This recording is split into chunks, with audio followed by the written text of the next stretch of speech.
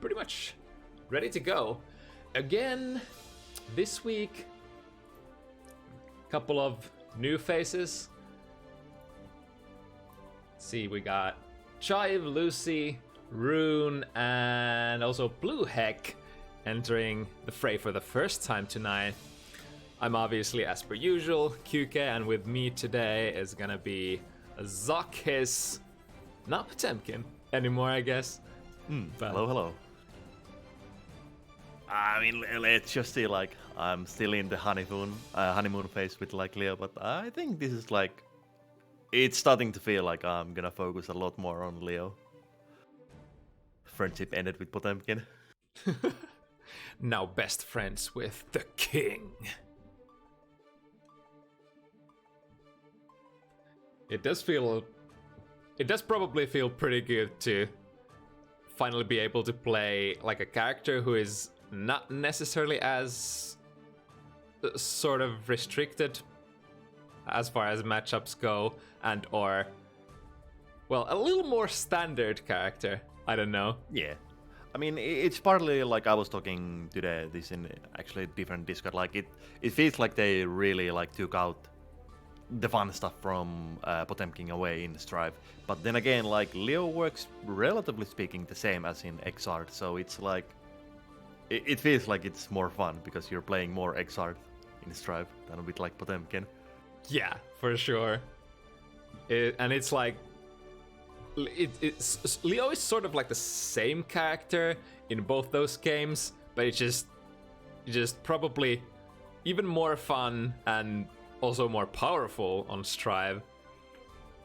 Yeah, definitely. Like I think in Xrd, like, he's around like mid tiers or so, but like in this game, like, you can definitely feel that like Leo he's a pretty good character. It's not like Leo is a bad character in Xrd. It's just like a lot of characters in Xrd just sort of held back by a plethora of bad matchups against especially particular characters that you're gonna see a lot. Yeah. Which is not so much the case on this tribe. Yeah, to my understanding, like, Leo has pretty decent matchup breadth. Like, I don't think there's like a single really bad matchup for him, at least to my knowledge. Yeah, probably a couple of disadvantageous ones, but I really can't tell which or like what matchups would be super bad ones. But I mean, that's how it tends to be with relatively strong characters. Yeah, like, I think like Nago might be like one of the few, but then again, I feel like Nago is everybody's like bad matchup in this game. Yeah, Nago is probably not the best fit for Leo. But yeah, let's see. First matchup of the evening, we're gonna have two newcomers. Chive Milia from Poland facing off against Lucy from Ireland, I believe. So what like tier matchup is this? Are there like beginners or like average or like more advanced players? This is relatively, I guess, rookie-ish quotations. I think these are both like under Celestial level players. I mean, it's always nice to like see newcomers and like see how they then like get better in the like upcoming FT7s and so on. Like, it's gonna be fun. Yeah, and like quotations newcomers certainly do seem to get a little bit deeper into the game much faster than older Guilty Gear games. Things are not as difficult as they were, so to say. You don't see a lot of like, you know, or well, this is my experience obviously, but I tend to not see a lot of people who like play actively under like tower level like 9 or 8. Is usually you get up there with the rest of them. Obviously, I guess it doesn't necessarily match my own experience. I know there are a lot of sort of like less competitive minded players. There are actually a decent amount of players on the lower floors, but I guess generally I'm a little biased because people who join competitive events and people who join these events are like somewhere between like floors 8, 9, 10 and Celestial for the most part. Yeah, I mean, if you play the game like even somewhat lots or like some hours of like a day, like you're most likely gonna end up in the like higher like levels on the tower. Like it's like the game doesn't really let you be on the lower levels that easily. Yeah, that's for sure. All right. So Milia versus Ram, huh? I think if my memory serves, this is probably one of Milia's tougher matchups, which would probably make sense. But Ram is pretty decent at stopping you from doing your air stuff. Ram is hard to sort of contest on footsies on the ground, and Ram is also very, very explosive on hits, which is obviously always a problem for these pixie characters. Yeah, I can just like imagine it already. Like you really don't wanna eat that like double sword like wake up super from Ramletal into like RC. Like I think that might just kill you. Mankind knew that they can. Or just like the basic frame drop from the Rekkas, like that's gonna be so devastating with Milia's like low health. Yeah, and it's also much harder to just keep your opponent down as Milia, because you're not gonna get guaranteed loop into Okizeme all the time.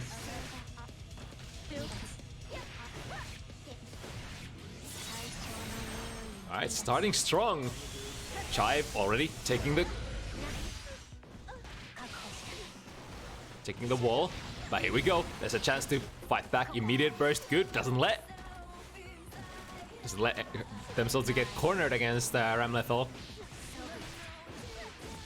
Obviously, one of the most important things in this matchup, no matter who you play against Ram, don't get trapped in the corner. Just spend all of your resources, do the best you can to not end up in that checkmate position where it's so hard to fight back from.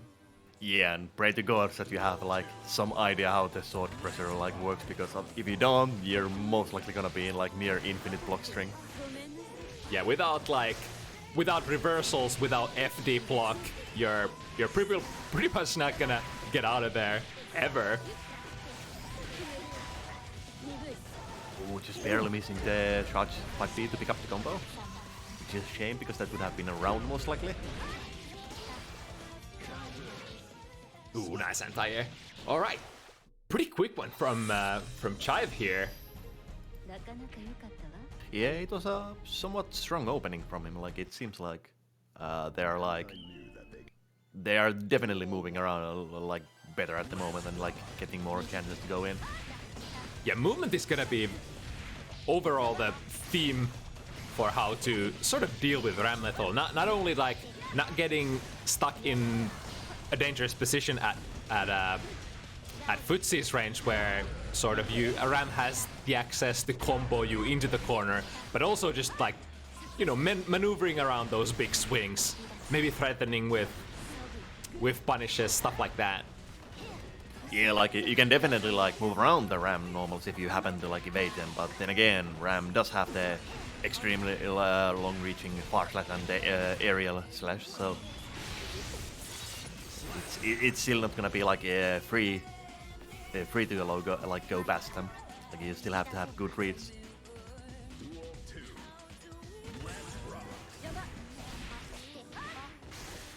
All right, set it up. What's it gonna be? First mix-up, sinking in, and now with the corner. Ooh, and a lot of damage already on that wall. Kind of forced to break Ram out of there. That was actually lucky for Lucy. Sometimes you just can't help it with some of these random hits to just you just gotta go for it and take the wall break, even if you'd like to keep the corner. Yeah, like it's still gonna be like, I mean, of course you wanna take the break because if you don't, then the opponent is gonna take away. But like, it's a shame that sometimes you just have to reset into the mid-screen, but that is the Strife life. Yeah, sometimes it's kind of hard to know how much damage or how much health the wall has left. That's kind of one of the things I wish they might have a little bit, you know, like a better indicator. Obviously, the cracks on the wall do get sort of larger the more hits you land, but it could be a little more distinct for sure. Yeah, like you're not gonna keep track of the like wall stages if you do like multiple fast normals. Like it's just gonna break so fast if it's like near the like breaking point. It's important interruption from Chive not getting. Oh, interesting. Ooh, almost gets the pickup, but then gets reversal. Damn. Tried to spend the meter for the last bit of damage, but unfortunate drop and immediately into the reversal. Lucy Mankind knew that they cannot answers back 1-1. Duel 1. Yo, that's the. Yeah, just going in and throwing like there's not like a scare in the world. There's something about RAM players dashing forward. I mean, a lot of RAM players of all levels. Sometimes just go in there and grab you. Yeah, like just by the nature of like how Strive works, like just running at your opponent, it can be kind of scary because you're threatening with the basic strike throw at that point. Like you don't want to eat like a random counter hit from far slash. Like it's gonna hurt so much. Yeah, and Ram having that, you know, pressuring aura, you being like even like 4 or 5 character lengths away from Ram, she can still strike you. So it's not like you're gonna swing against that very easily. All right, self corner for a little bit of a mix up and baits the super as well. Yeah, just a little bit too high up. Like it doesn't hit quite that high up. Looking for that one more hit. Good backdash out of the throw situation.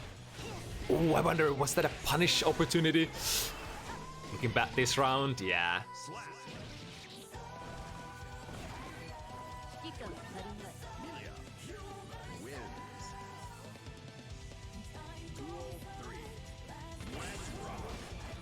I guess this is one of those matchups where you can't really like press buttons in the round, so that's melee, I think. Like Ram is normals are so like good normals. Yeah, I think like Melee used to have a really good far slash. I can't remember how it is in this game, because Melee was one of those characters who had like faster than usual far slash, which did make her round start like pretty okay if you just look at the buttons. But then again, her rewards have also always been a problem of round start. Oh, nice! Just rolling away, yeah. Whipping the super. Being super elusive. That was the second time in a row that Chive based the reversal super. Very hard read as well. If Lucy didn't go for the reversal super, could have just slithered there way out of that mix-up. Or that setup. No mix-up, not blocking the disc on wake up. Yeah, being very careful with the burst. There it is, finally. Now looking for the hit, yeah, that'll be punish. Hair car on block. Against these characters who have like relatively fast, far range normals. Ain't no thing to punish. Yeah, probably a good burst there. Still back in the game. Fighting for this round.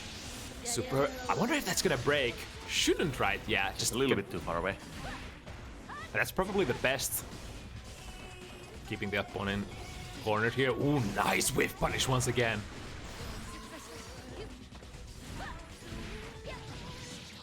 That was kind of cool. Barely missing with the bad moon, but covering it up, or covering it up with a 50%. Nice. Ram's anti-airs feel really, really good. Not only like the hitbox of the 6P itself, but also the conversions feel pretty decent. And the damage as well. Yeah, like up against the corner, like you tend to get like your basic PMP combo with the sword explosion and stuff like that. So it's almost always guaranteed wall break, I think, if I'm not mistaken. Pretty much Ram damage there. one anti-air, 2 quick combos, bam!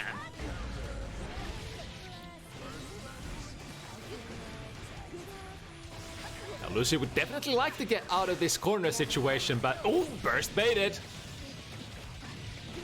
Let's see, we don't have the 50 meter. Oh no, but yeah, it goes for the Iron Car and like it just doesn't reach quite that high up.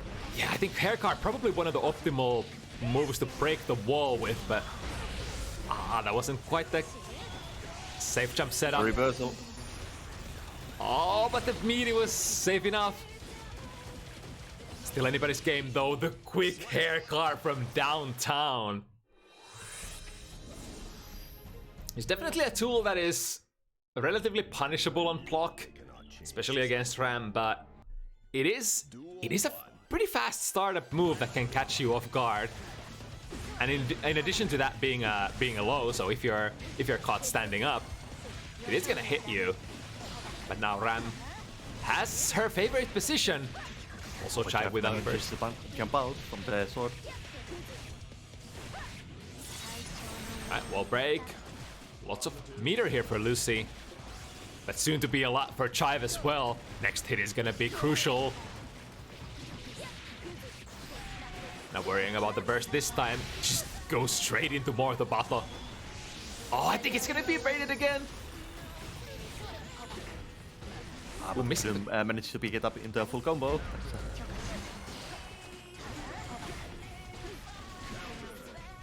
Oh, still managed to get the 2D out of there.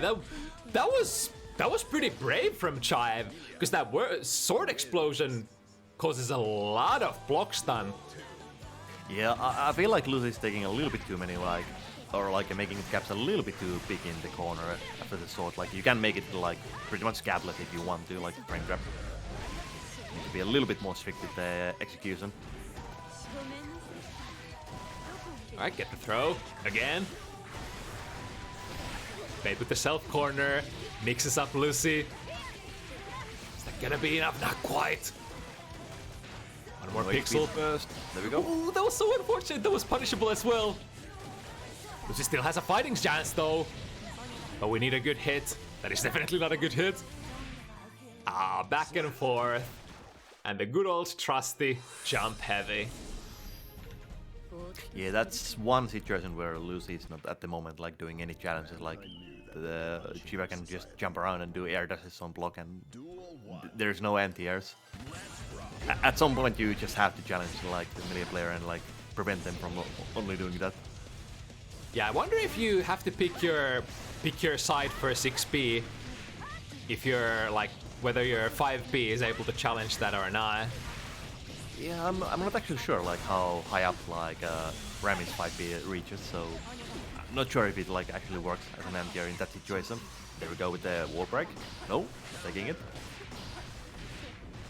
We managed to get the sword, but Chive is out as well. Be very careful. Momentum burst into the corner. Chive looking to take the round right here and gets it.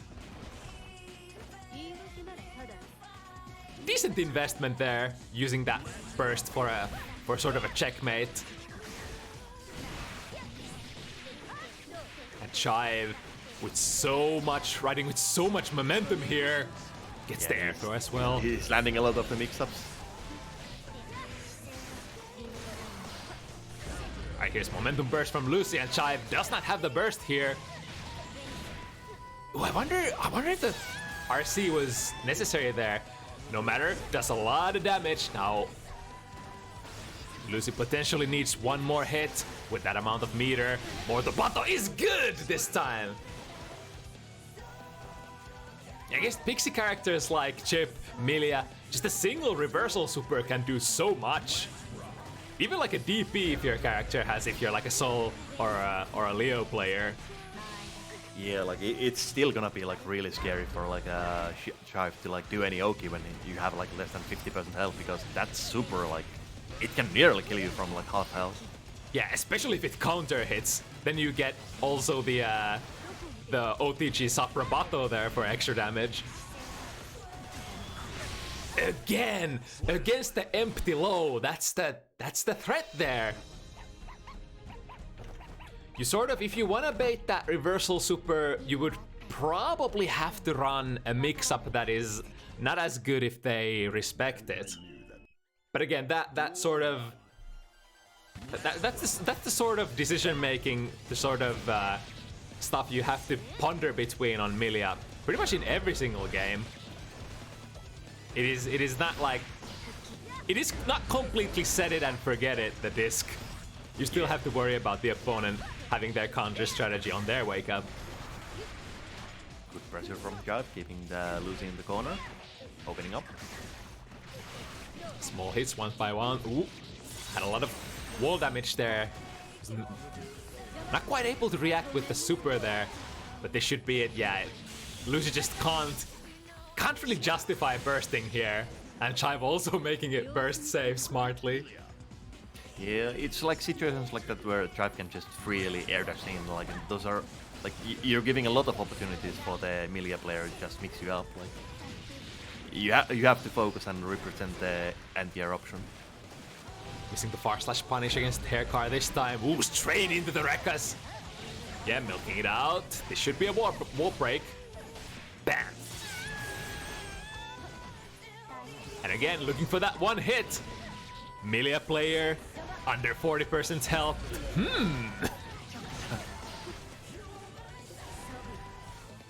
And the meter is building up. Jumping in.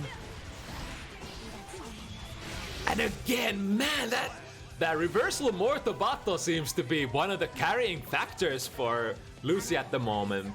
Really good reads. Yeah, it's definitely something to be at that point like that. But like Chive has to like think about like risk reward and just not press anything on the oak and just bait it out.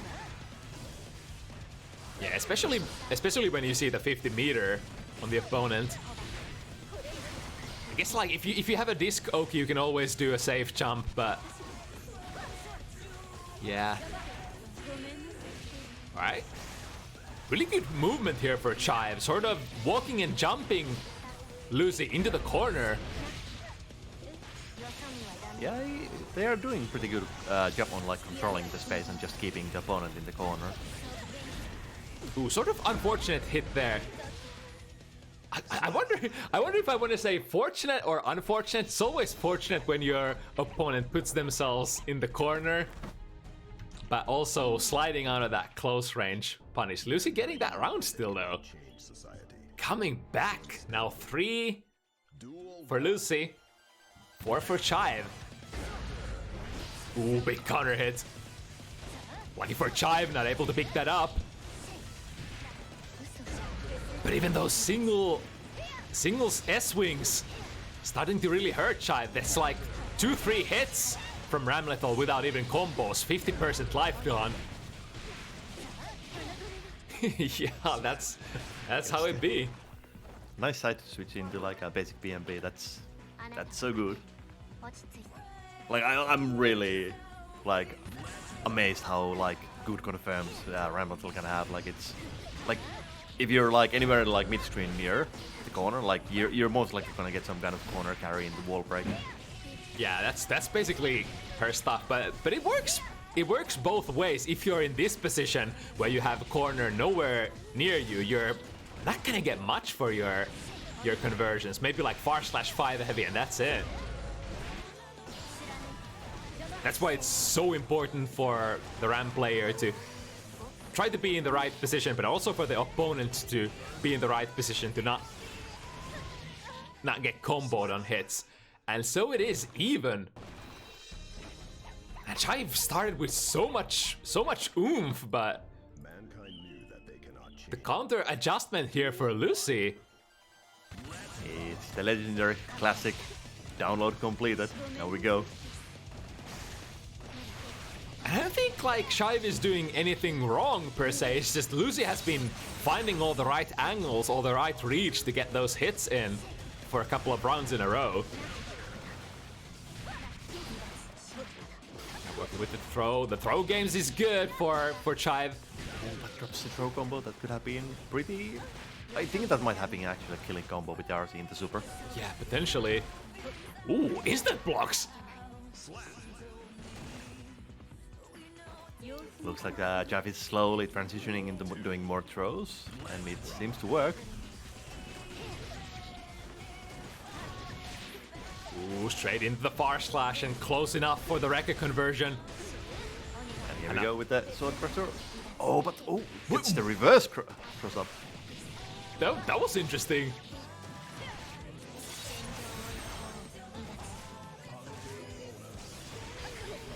Yeah, has to cancel that. But as a reward, gets to keep the corner. Yeah, good burst. Ah, but swings into it. This should hit. Was it the first winger that actually hits? Yeah. Oops, There we go! Finally baited. Yep. Sadly no punish, but still gets the round. Yeah, like even though Mortal Battle like reaches half a screen, it's still like -30 or something on block, so it's heavily punishable. Yeah. You get to choose like your best starter on block. Minus make your own combo. Ooh, here we go. Finding the dash in, close slash, and now working with the corner. Yeah, like those situations are so scary when Chive just jumps in and does like the jumping edge in the air. That's like Lucy really needs to do something to prevent that one. Yeah, I guess at this point it's probably worth it, even if you get hit by the initial jump in, to be ready to anti-air, or maybe even just mash an anti-air there. Maybe they'll try to dash forward and not confirm, which would allow you to get an interruption in there. But it can be one of those things that is hard to get used to. Like, a lot of players, once they get hit, they're like, alright, we're getting hit, we're watching this combo till the end, and not necessarily ready for the reset. Yeah, and like to be honest, it's not like it's like super easy to react to those like air dashes every time. Like, yeah, you kind of have to expect them, and like I don't know how much Lucy has like melee experience, so there's always that side of the things too. Like, hard to say. Right, one more hit, finds the low. As fast as they tied up, Chive picking up 2 fast games, now on 6. That they cannot change society. Duel 1. Now for all Lucy fans in the chat, hoping for a counter, 2 rounds, back and forth to make this interesting still. Yeah, I mean Lucy can definitely do it. Like they have shown that they do have the potential to take the rounds and matches. But man, this first round going up, Yeah. going down really fast. Perfect. Just like that, we have set point for Chive. Ooh, Nice. Just run up death into a throw.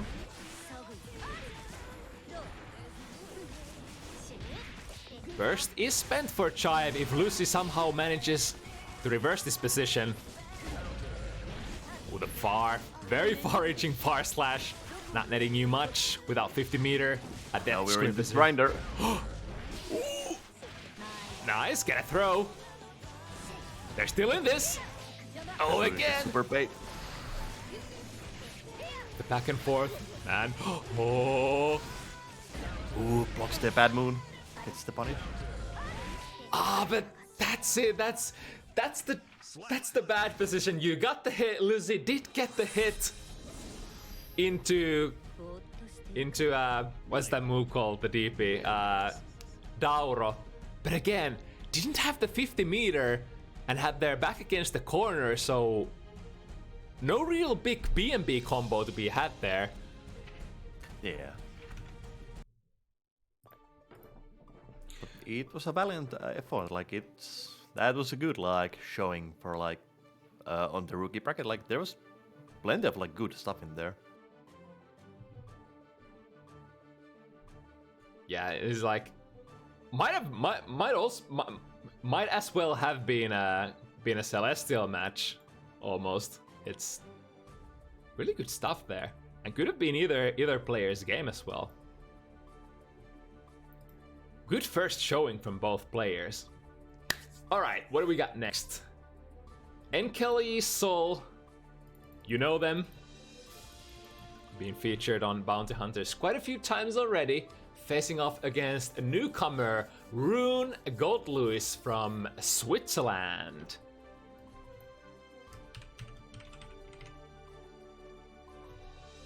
Another matchup we've seen fairly often. People like their GGST for sure. Yeah, I mean, I'm a little bit surprised that like GGST is still like kind of popular pick, considering that he plays a little bit differently than like what your average fighting game character does, with the multiple typhoons and all. Yeah, that aside, I guess if you manage to get a hang of how to input the typhoons, he's like not a super complex character. I guess the difficulty for playing him is, you know, covering for his weaknesses, making up for the lack of mobility, stuff like that. But overall, the character seems to be like fairly straightforward.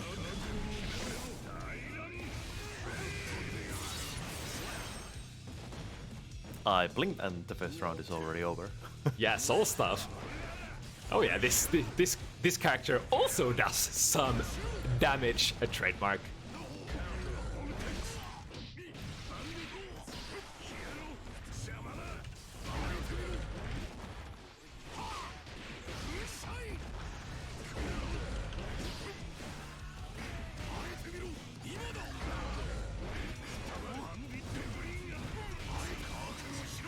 Go with overhead. Gets a small combo in. Oh, but doesn't get the punish on the TP.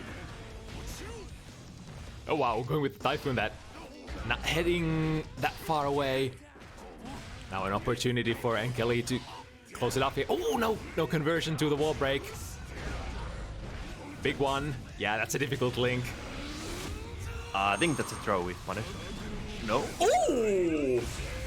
The clash! Really? No!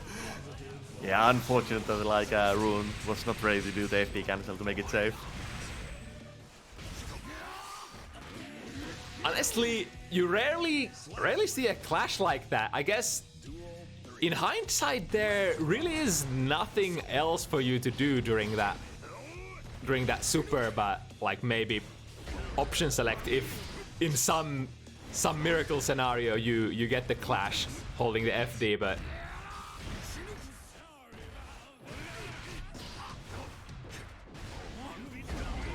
ooh, big counter hit.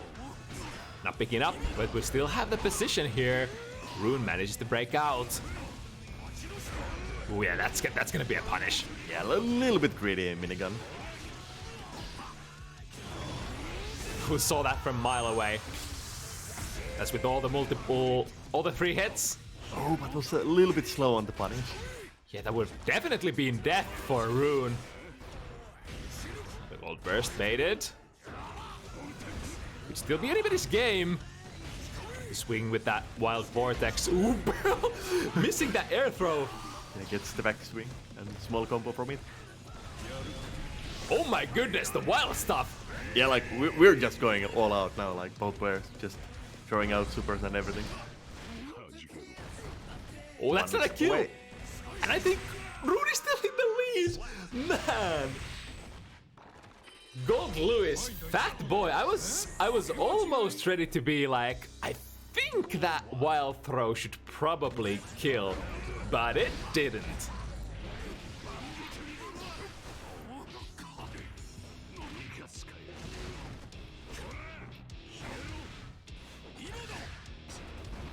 Right, Roon opening it up and with a big overhead swing, decent amount of damage, and then some.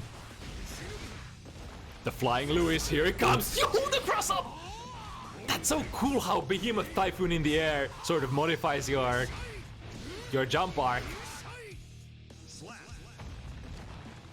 Haven't seen that cross up, that particular cross up very often. Yeah, I mean, it kind of looks like it's a little bit slow to work like against players that might know the matchup, but I don't know. Alright, decent burst. Keeps this favorite GGST position, where you get to deal a lot of pressure, a lot of chip damage. Ooh, did she get the link this time? Again, Nope. whiffing the ground wiper. Yeah, it's kind of hard. If you hit 6 heavy counter hit close by, it's much easier to link the vortex, but on like max range, the timing is really difficult. That's like a 4th time already that Roon blocks the ground wiper, but no real punish to it. It's definitely one of those moves that you really want to punish and not let like Sol get in for free or like safely. Uh-oh. Decent chunk of damage. Could also say not that much damage, because we're still alive.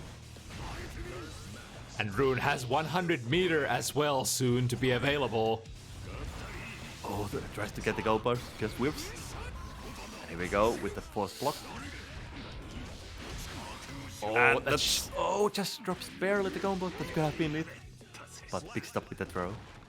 A good transition still. Sometimes you just can't help dropping the combos like that, but Roon was fast to just transition into pressure. Get the throw, get the round. 2-0 now for Roon. Ooh, that's a big one. Yikes, that's 50% life gone. Yo. That's IP on the 5K. And I think that no RC. Maybe baiting the burst, double baiting the burst. I guess Roon still has such a massive life lead that they can sort of comfortably bait that burst in case NKellyy wants to give it to them.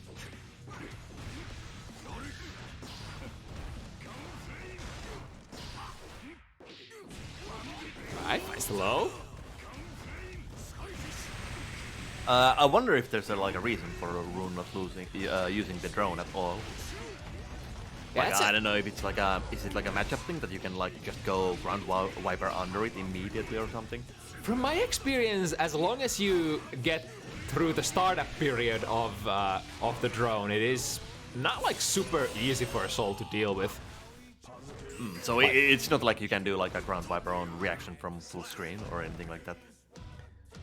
I think not. I mean, if you're half screen, you could potentially just 6S, but it's not. I don't think it's gonna realistically get there on time.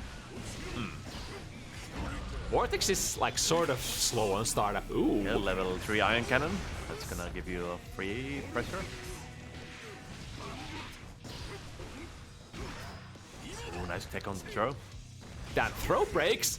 You madman! Don't you know when you take throws, you might die? Oh, another one! Third one? No, says not this time. That kind of looked like NKellyy tried to do the third one. That's like, notice that no, it's not gonna happen. Yeah, or at least threatening with it.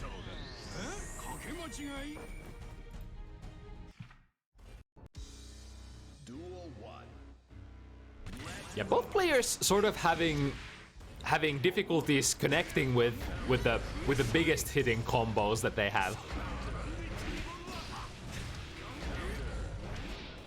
Lots of back and forth, random hits here and there. Lots of burst baits as well. Ooh. Another drop here. Yeah, those drops are really bad because you really want the wall break to get the extra meter and put potential damage.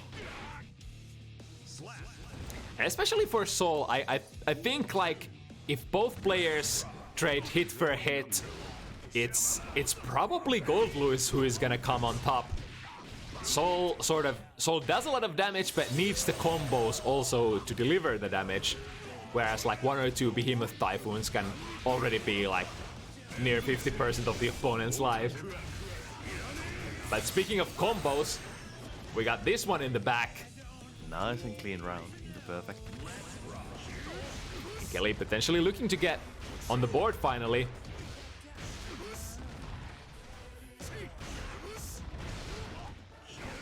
That Behemoth Typhoons hurt so much even on block. Yeah, like, you think you don't have the FT in this game anymore because you can just air block, but no, like, there are sectors like Goldblue showing you, no, you want to FT everything. Yeah, especially with the the guard breaking moves. Consequently, Sol having one as well. Sometimes a smart thing to FD for certain. But it's especially like you said, GGST who gets to sort of. It's not like Fafnir from Sol, whereas you're not as likely to land multiple Fafnirs in a row. But when you really do get in the position, GGST can like chain 2-3 behemoth together. Yeah, like if you're playing even a little bit passive, like you can maybe like block 3 Behemoth Typhoons and then GGST does an RC and does like 2 more, and that's like very quickly like 30-40% of your health gone just on skip. Yeah. RC. Oh, for the last hit. Roon's being very careful, back jumping, trying to invite NKellyy into the danger zone. Ooh, that's a little bit risky minigun, just point blank range. Ooh, big one. That's gonna go into the corner. The foot C-Suite 6 heavy. Here we go. But the jump D. Not the fastest jump acceleration and stuff like that from GGST, but it is sort of a benefit that your jump, even though kinda on the slow-ish end, it comes down very fast, so you get to like jump and press jump D very fast, and it connects very fast as well. Reversal super here. That might be a bait, no?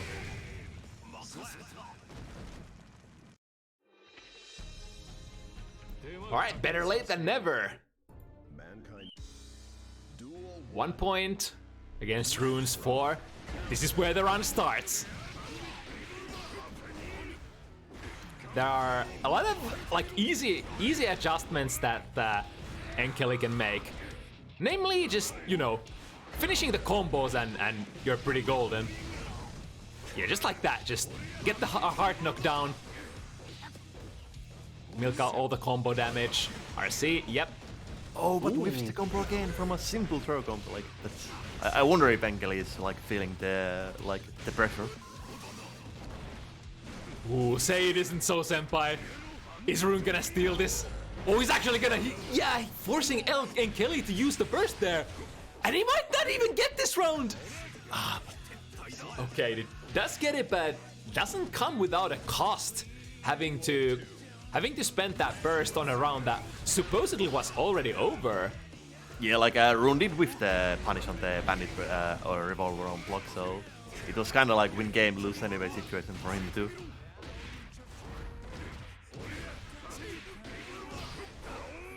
Nice, finding an initial hit. Adjusting away. Yeah, there he tried to do the ground fiber on the drone, but it doesn't quite work. That might actually clash. Ooh, smart! Yeah, good RC, but no punish on the Fire and Brave.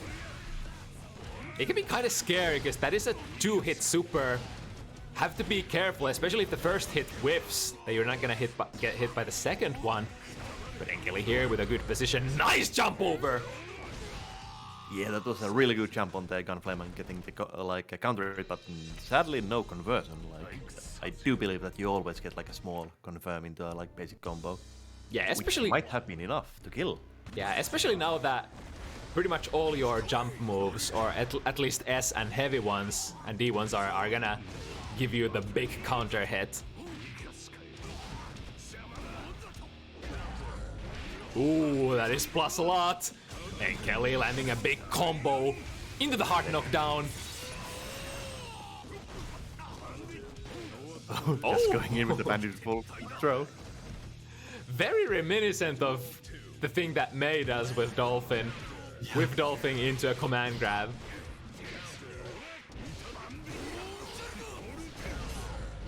Yeah, when you commit to the vortex so early, it can definitely catch the startup of the drone. It's funny, I think, like earlier. Oh, that's decent amount of damage. Oh, baits the burst, but no punish. Yeah, I feel like Roon is, like, he's doing otherwise pretty good, but he's definitely whipping like some of those punishes at the moment. Nice. Oh. Throws the DP. Kelly tries the DP, yeah. It's thrown, or he's a Oh! That Vortex would have usually gone under, but I think too far. There He's just blowing out the meter to get the pressure, getting the corner carry. Both players low on health, one mix-up away from dying. Oh, nice. Persevered there, waiting patiently for their turn, and when the throw came, just jumped over, reversed the position, and got the round.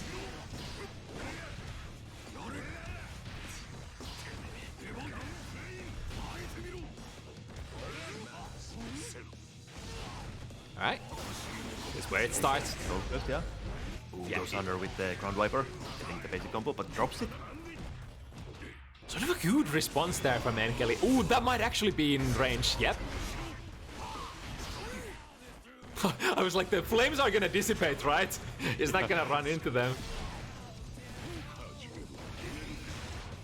Ooh, Sure, that's enough. Yeah, that should be enough, right? We had a lot of defense, but not that much.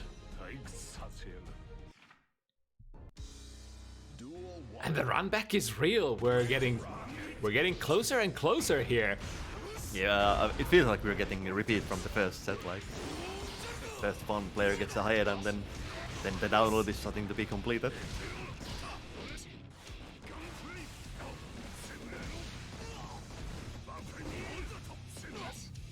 Nice check there. Cheeky, yeah, cheeky Hafnir. Made it. Nice, gets confirmed. There we go. Those are the things. Oh, I was like, those are the things that we really need. When you actually bait something, get the punishes as well. Because like, the baits are really not gonna give you a lot of value. Maybe the burst baits will, because that's the situation when the opponent actually loses something. But for like super, I guess in terms of supers, you also lose the meter, but so much value left on the table.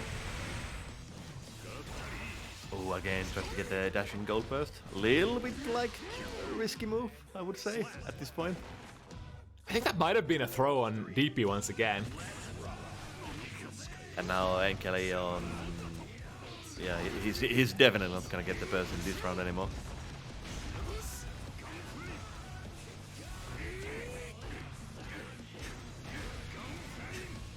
Ooh, nice Ooh, yeah, jump. that could have been a proper punish, just with a button going down on the gunflame. Yeah, looking again. Good bait, good bait. Whoa, little bit unnecessary, like try, yeah. I guess. Man, I'm surprised. I haven't seen that interaction before in my own games. That's really interesting, even at like point blank range. Are we gonna see it again? No. Oh, PR saying to throw at them. But NKellyy awake and text to throw. Yeah, like definitely if you're like blocking wake up supers like that, like you just wanna block it and not try to do anything cute because it's gonna be a guaranteed punish if your opponent cannot RC it. Oh, brave reversal throw. What is this, old Guilty Gear?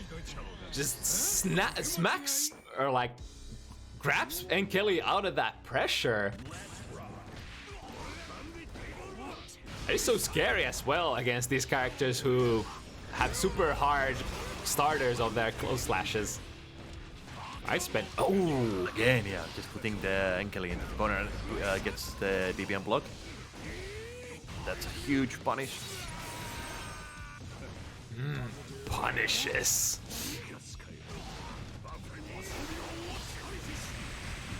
Right, very respectful burst, even though Roon has the life lead here, just recognizes that single combo could quickly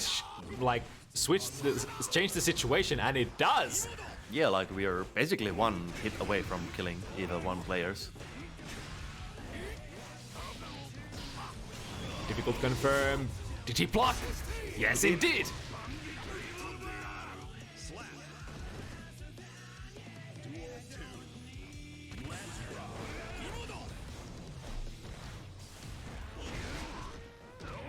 Alright, the 6 heavy hit. without counter hit the 6 heavy as a footsie, not gonna give a very good knockdown. Don't really get you close enough to do any sort of relevant meaty, other than maybe far slash. Again, the vortex is good. Hard knockdown into. Wow! Roon is just... Oh, baits the burst, but doesn't buy. Takes the ODG to get a little bit more damage. Tried to bait. I feel like NKellyy tried to bait the throw mash this time. Roon varying it up.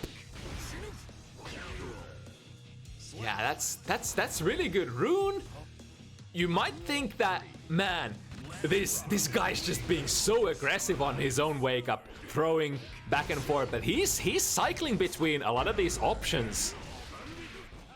And when you think, when NKellyy is trying to call out one option, he's switching to another one. Got the nice wild throw combo, the break. The Flying Lewis is here.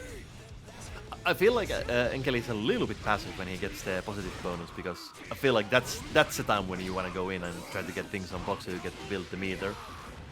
Like you're like losing a lot of potential power when you're just like being very passive after the break. Oh, the backdash there. That wasn't even a throw attempt. That was straight out. Tried to press I think S there. I think I saw close slash coming out and whiff punishing it. Very nice.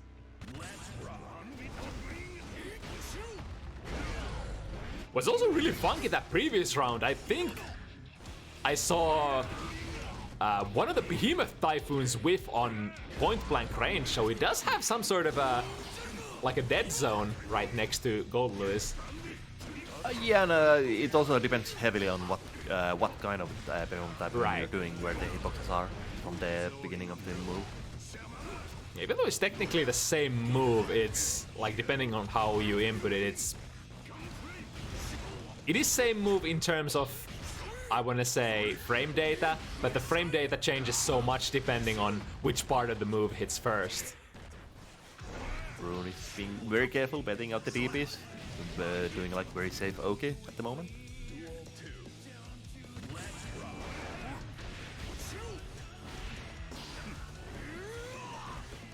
Roon being very careful, defending their space once again. Wild swing hits. 50 health already gone from NKellyy.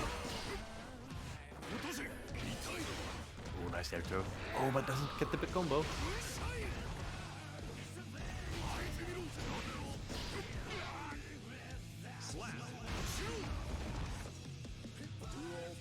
Alright, potentially looking to get that burst back.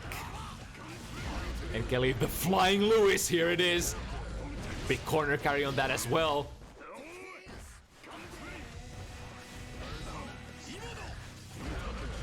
Ooh, finds its mark. Jump heavy. But not getting the big combo. DP. Yeah, like, both players are really throwing out the heavy hits now, and neither one like is blocking at the moment. Ah, the hard call out on the burst. Nice. Was ready for that. A big combo coming in from NKellyy. Needs one more. Both players need one more if they get that. Might be it. Oh. Baits the burst, but again, no punish. Oh no, conversion in there. Still anybody's game. NKellyy out of meter, and the snipe out of the sky.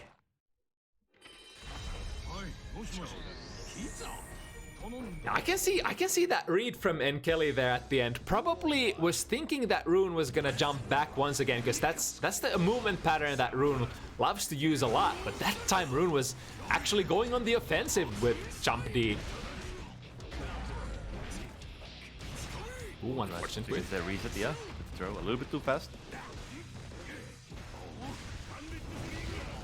Ooh, finds the bringer.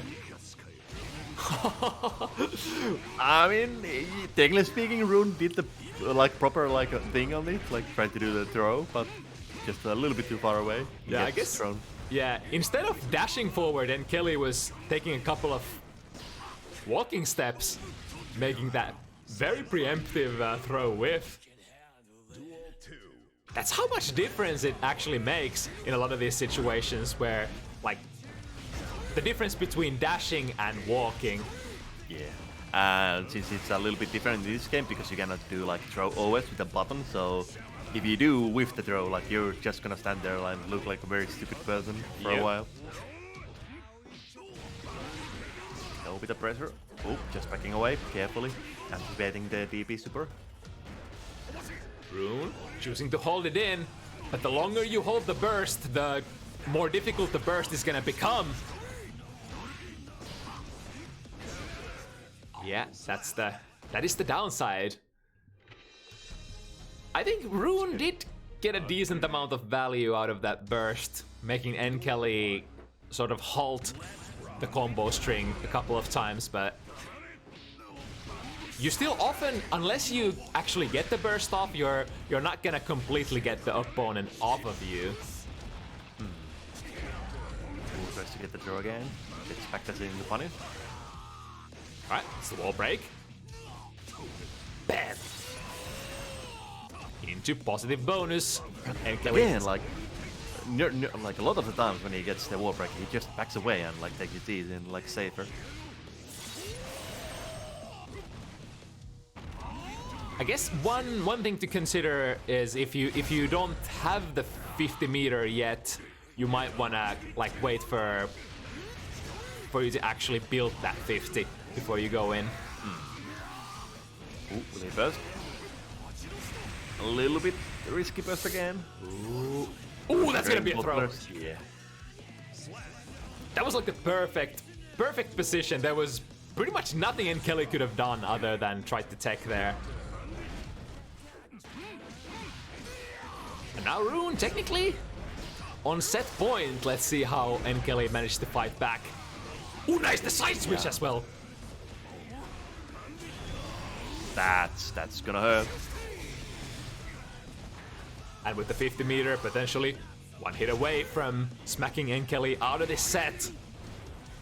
Have to thread really carefully here, NKellyy. NKellyy falls himself in. Oh my god, no RC there.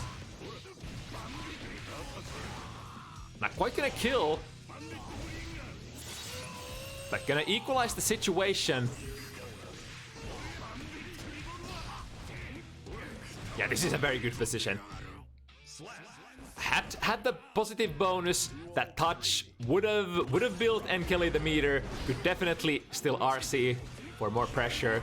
NKellyy looks to be alive still, but for how long? Roon switching it up, changing the positions. Oh, classic tag, round wiper. It's getting so scary in the corner. Oh, gets the gold burst, but it gets blocked. No punish. Escape Tatsu, we're good for now. But we need the hit. And it... Yeah, and we're getting close to getting chipped out. There we go. Oh, there it is. Finds the low. Good stuff again. Runes first showing on bounty hunters. And showing that, yeah, we're here to game. All right.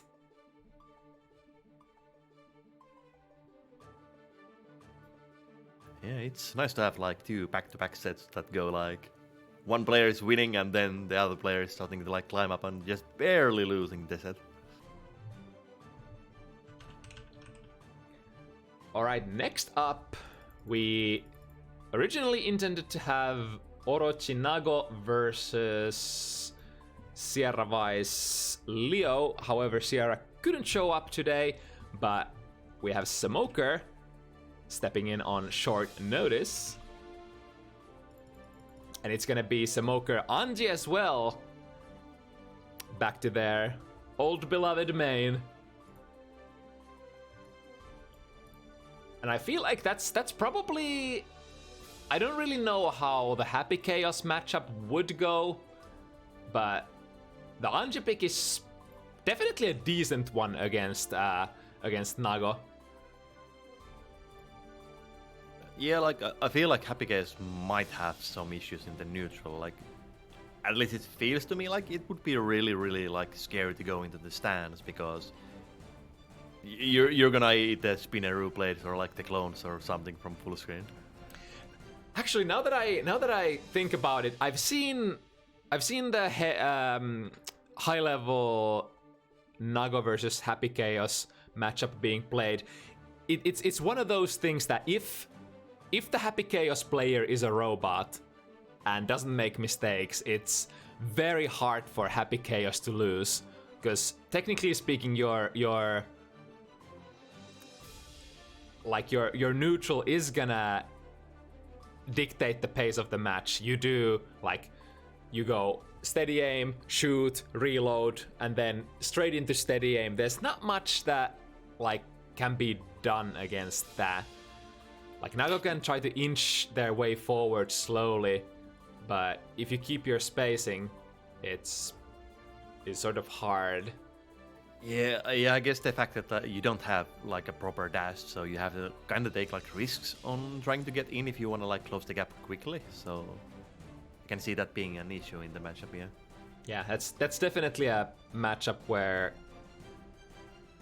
Nagoriyuki would have to gamble a lot and take big risks, but also you have with great risk comes great reward, as they say. But yeah, like Happy Chaos is also one of those weaker HP characters in the game, so once you do get the hit in, like it's gonna hurt.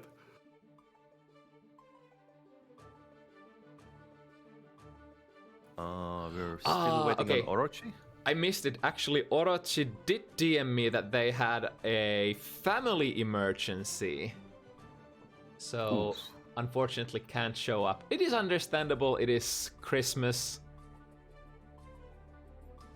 Yeah, I So- mean, family comes before games, definitely. So that's a good reason not to be here. But we actually did have sort of... I did have Tibe as a backup.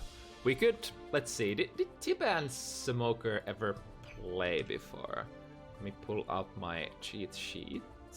I don't know, but Tibelius' brother is already smelling the blood in the chat, saying tag me in, coach.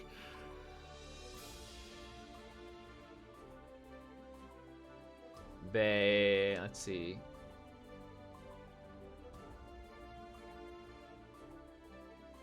They have played before, however, that was Cemoker Nagoriyuki.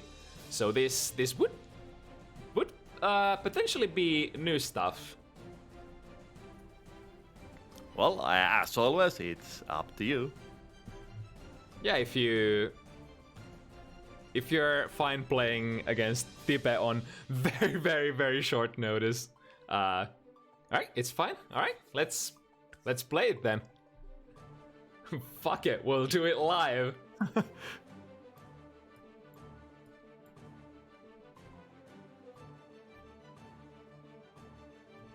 Quick switcheroo. The ID, the Tibelius. Oh, right.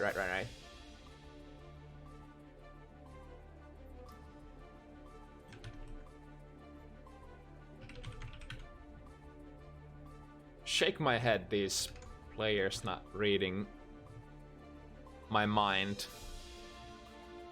and knowing what the code is. So I gotta say that like Rygand just staying in the corner waiting, like that's scary stuff. Ready with the anchor. When is it my turn?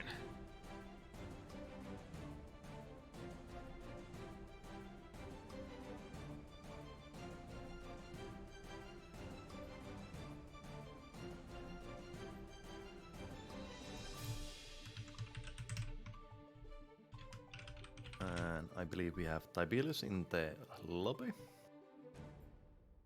also known as Dr. Malhead. Now let me check.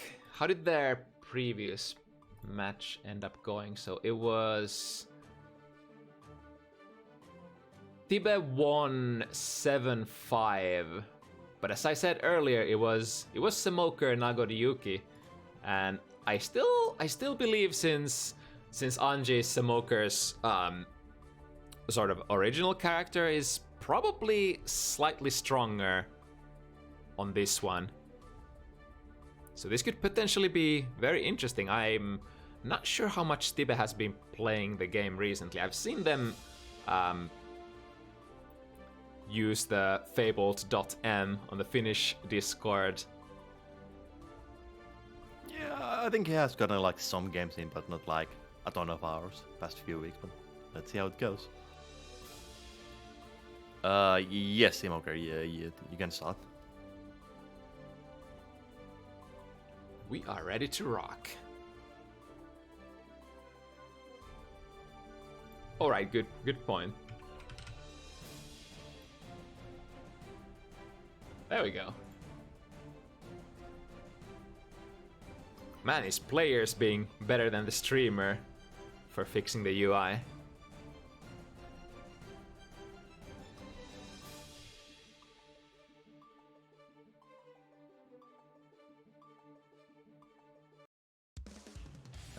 Here we go. Hollow Knight speedrunning band. Let's see how far you can get in this game with the Hollow Knight fundamentals. That's a good question. When will I customize my room? I kind of forgot. Duel 1. Let's rock.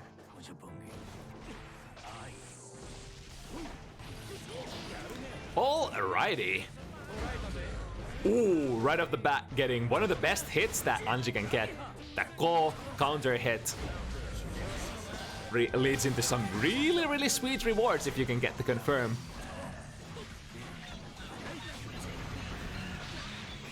Nice. The TP Faust covering. Yeah, no free punishes. Nice, being very aware of the Hujin follow-ups. Anji, especially this version of Anji, one of those characters who you don't want to respect against too much. Again, yeah, the follow-up startup very slow, and Tibe just answering, trying to interrupt with 5k, and hits it against both of those Hujin situations. It is especially when Anji still doesn't have the 50 meter. The risk for you to mash against the follow-up is not too bad. The Nagiha, the low follow-up to Fujin is basically gonna be your primary means of frame trapping and making them not press buttons. Oh, nice!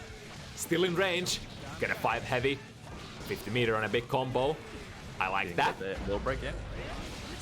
Yeah, I like that quite a bit. Didn't have the meter to break the wall, so just opting to reset the situation before break. This should probably be enough. Oh, I wonder if that was a burst safe-ish combo route. First one in Tibe's pocket. Yeah, and Cemoker dying with the burst. Like that's not how you wanna go down. You definitely wanna try out the burst or like at least do something with it. Like it's basically a missed chance. Nice moving. Slowly inching forward, avoiding the bomb.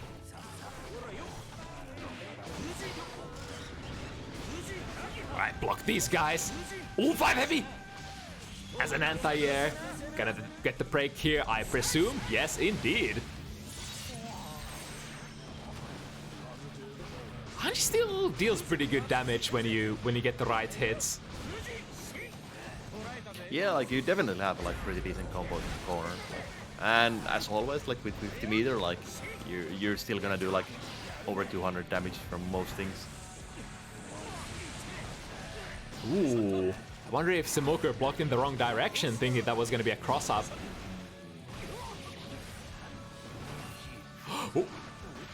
Oh, I wonder if he missed that something was there. definitely a free punish on the thing.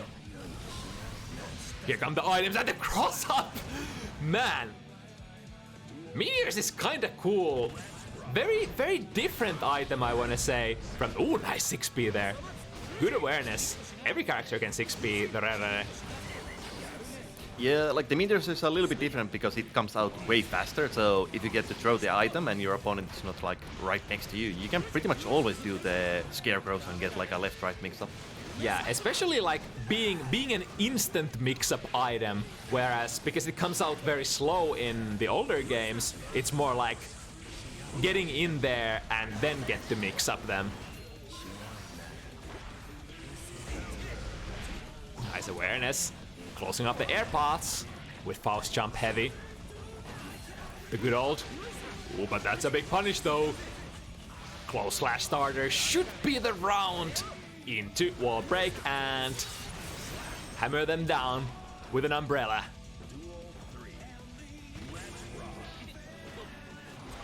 That 2B, really hard to challenge in round style, has a really long reach from Faust.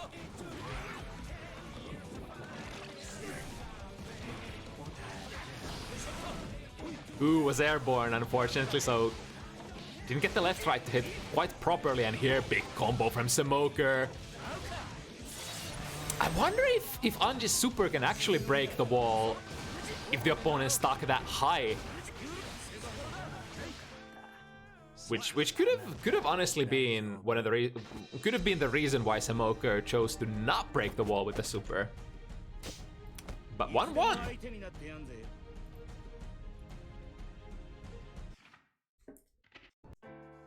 Duel 1. As they say, safe, better safe than sorry. Look at that hitbox. Still hitting from behind. Really, like one of the things that Anji players are gonna be happy about how amazing that core is. Yo, Tibe not even flinching.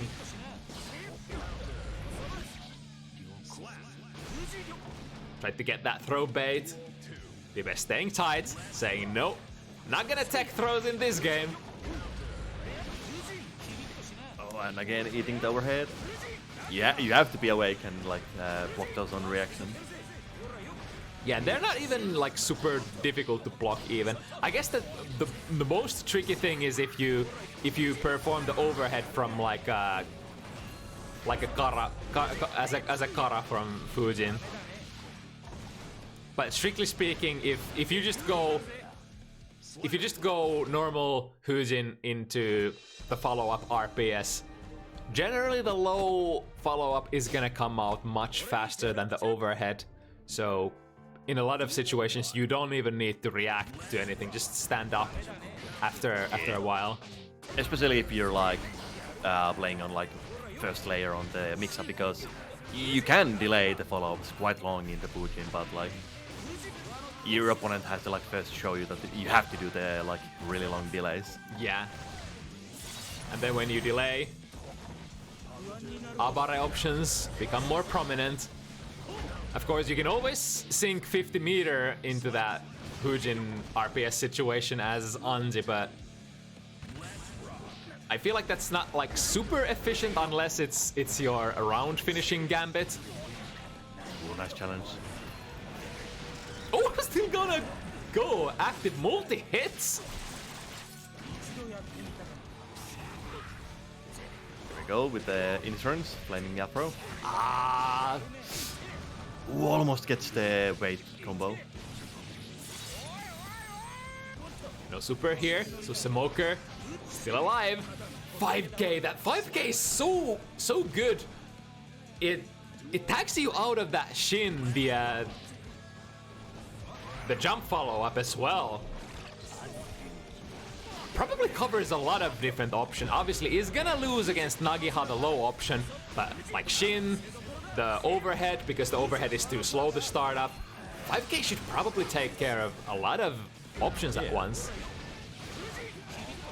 Ooh, again eating the overhead. You can't afford to eat those. Ooh, nice, it's a punish! That was a good one from Cemoker. Looking strong, looking to avenge the previous match that they had, looking to redeem their honor. Let's see what Tibe has to say about the current situation. Nice! That's something I see a lot sometimes, especially for newer players. Yo, that was so smart! Steering into the bomb with the mix, getting it away.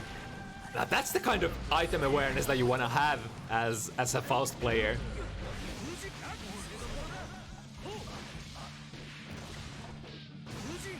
Nice, and gets the wall as well, 50%.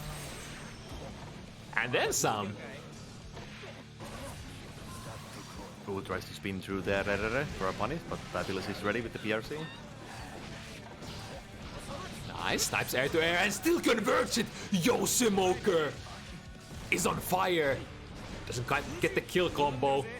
This time, standing up but not punishing. Yeah, that overhead follow-up to Hujin, definitely punishable on block. Yeah, it's like minus 15 and you can definitely have the reach with Faust. Tipe looking to bring this round back, but oh, it was almost a really sick comeback.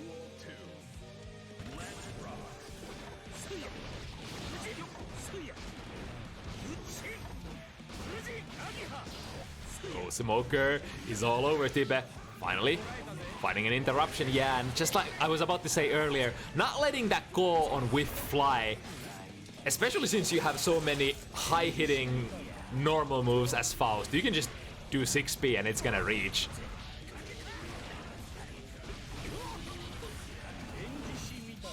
Oh yeah, smart from Tipe. Had to RC there.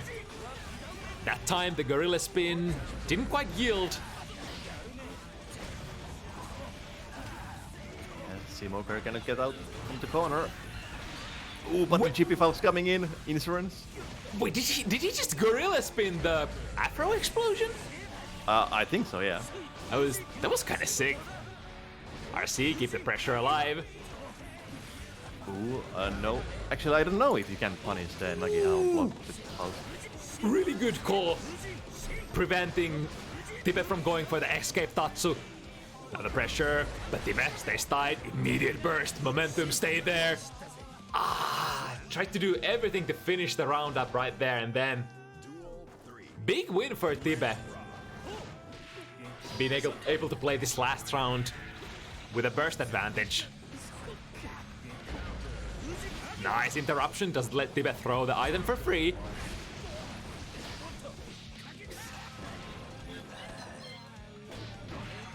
Oh wow, Yeah, the he GP entered just GP Faust, yeah. didn't activate. Ruining so many combos.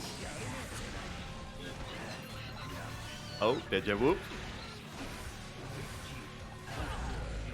Tipe has really good awareness here to just RC as soon as they touch the gorilla spin, if they do. But he tries to back this away from the GP Faust, giving the Tibelius like a free pickup.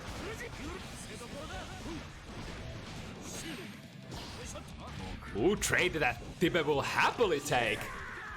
Yeah, because the opponent is airborne there, the 5k trade into Shin is probably should be good, both in terms of like, you know, getting more damage out of it, like Faust getting more damage out of it, but also getting like probably getting frame advantage as well.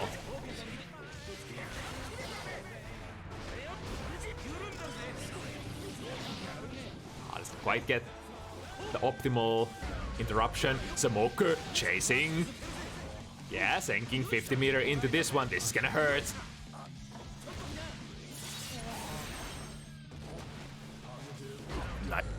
Nice enter.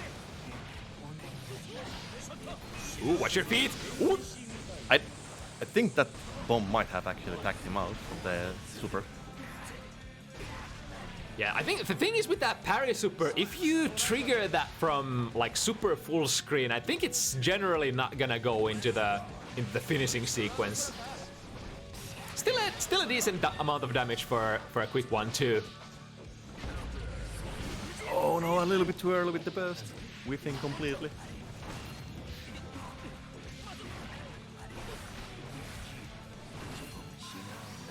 Yeah, again, yo, into the parry super straight away. That's gonna break the wall. I'm gonna put Cemoker in a really good position here. One more hit. Yo, what a conversion! That can't have been a hit confirm. He was just... That must have been a buffer. 2p straight into the RC.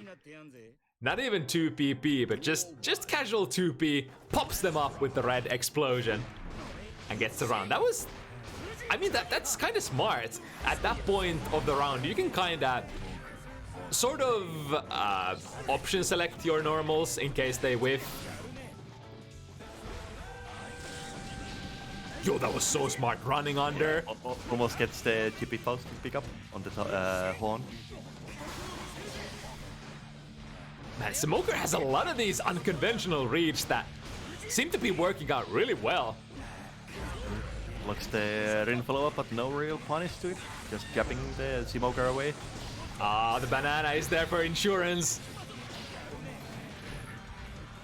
Who tried to do the parry super, but Tibelius was ready for it and got the throw this time. I wonder if that parry super was in response to them seeing Tibet throw a hammer.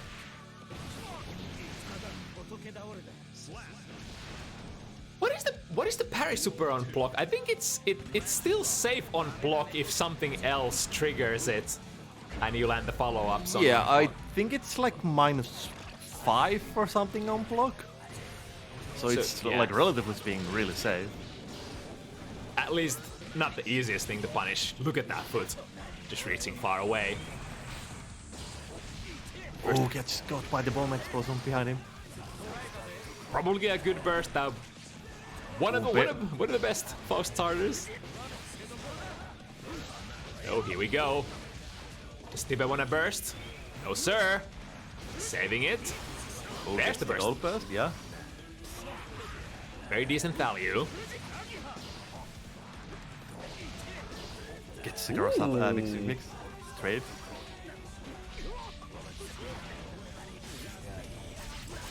It's not quite gonna be enough. One mix up away. We got the insurance. Nice throw break. Madness! How these guys breaking throws. I keep saying it. Don't you know that you might die if you take throws in Guilty Gear? Duel 1. Let's rock. I think strictly speaking, like trying to jump out of throws is probably the safer approach, but taking the throws is definitely more manly. Yeah, I mean, like, if you don't want to jump, like, even doing backdash might be okay. I mean, well, maybe not in the corner, because there's a higher chance that you're just gonna get backed into, like, full combo, but yeah. Like, fuzzy jumping, that's your go-to defensive option. Ooh, there it is! Sinking that 50 meter into the Hujin mix-up finally. And this... Ooh, no, drops the combo, yeah, but Tibelius is not ready. Could have definitely punished that one. That kind of looked like a garbled mess of combo drop, somewhere between combo drop and a reset attempt. Oh yeah, that's gonna be a big one. Close slash punish, doubles it up. Yeah, gets the reset with Rin overhead. That's so much damage from a simple like 1-2 hit in the reset. It's really important to stay awake, even though Anji is comboing you, because you might get a sneaky overhead reset if you're just down backing during a combo sequence. Tibet getting the fabled. Throwing out the inventory. Oh, that's a good starter! Michael Bay would be proud right now. Staying safe, out of the bomb range. Aggressively contesting the tutor, yeah?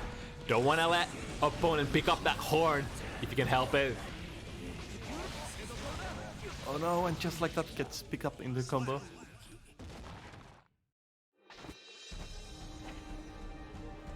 Alright, Cemoker once again in a decently comfortable lead for now, 5-3.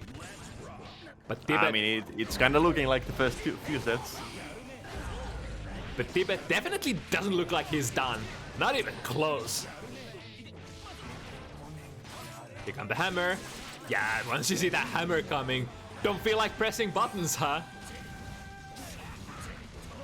Good presence of mind on the but he tries to press when he has the flaming afro. That's gonna explode. Conveniently timed. Good backdash. Would it be cool if he actually used the Horde as a combo extension there? Yeah, just like drop the combo and just let the Horde pick up it and then follow it out. Nice jump, immediate burst, wants to keep Tibet in the corner.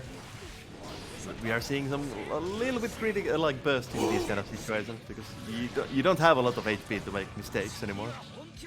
That was really smart play from Cemoker, using Shin to hop over the horde of mini Fausts. Unfortunately, not getting the round in the end. Good jump out there. Oh, that's so smart, and waiting for the burst as well. Not getting the clean bait. No matter. Spent the 50. Get the wall break. And Cemoker with a very nice life lead here. Who gets the nice very delayed 6p on the counter on the full chin spin. Come here, bro. Oh, bananas. Ow, that's gonna hurt. That's... Ooh, RC. Yo, that's pretty good damage in terms of what Faust can deal.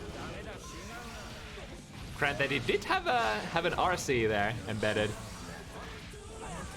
Into bomb. Oh yeah, very close to getting the Michael Bay pickup. Just a little bit too early with the throw. Not that you can delay it in that situation, but it was very close. Super convincing game for Tibet there. It just looks so beautiful when everything just seamlessly flows together with Faust. You do kind of need a little bit of RNG to get those like super good Faust rounds. But I mean, the more items you throw, the more good RNG you allow yourselves to have, sort of.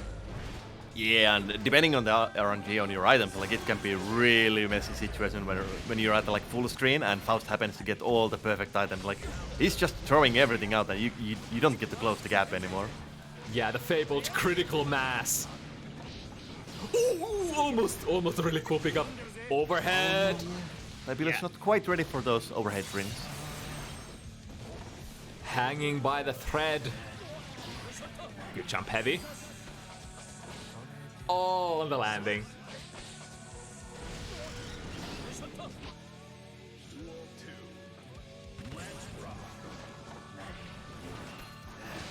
Oh, but gets slipped on the banana.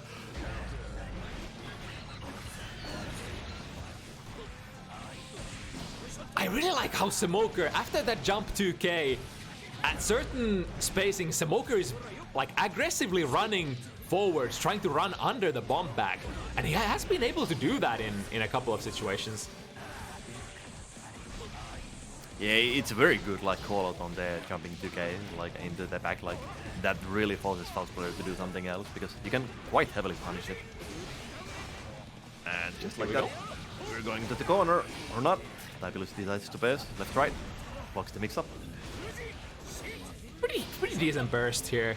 We need to get out of the corner, escape Tatsu, here we go. Cemoker so fast to follow it up. Lara in, but this time Tibelius is ready, he's awake. Ooh, that was a dangerous hit. Should be a punish, yes. Into a kill, nice. Decent value there. Cemoker did try to double it up and get the round using that burst, but now Even burst the combo. You don't want to do these drops. Oh, that might help. Luckily for Tibet, there was a level of damage on the wall already, so getting out of that combo relatively unscathed. However, you just run. Chippy Faust again, covering up the Oki situation. Good presence of mind, jumps against the unblockable. Into lots of we items. have Meteor, yeah, pretty decent item spray.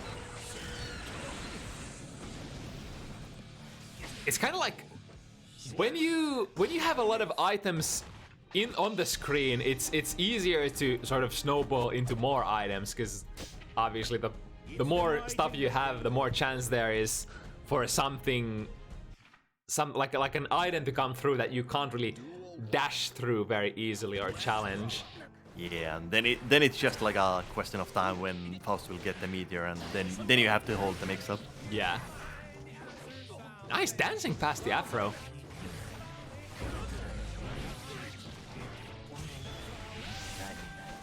not so good items, but makes it work. Ooh, tried to go for the left right, but Yeah, didn't quite get the punish on the mixing fix. That would have been like full combo.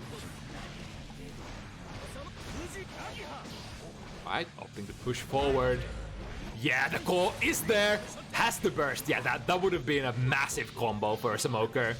Yeah, like Go is a really good anti-air and like goes into like very natural combos. Like it's I guess it would be like one of the better anti-airs in that sense, like in terms of like a reward that you get from it. Yeah, for sure. I think just generally one of the best starters that you can have for Anzi.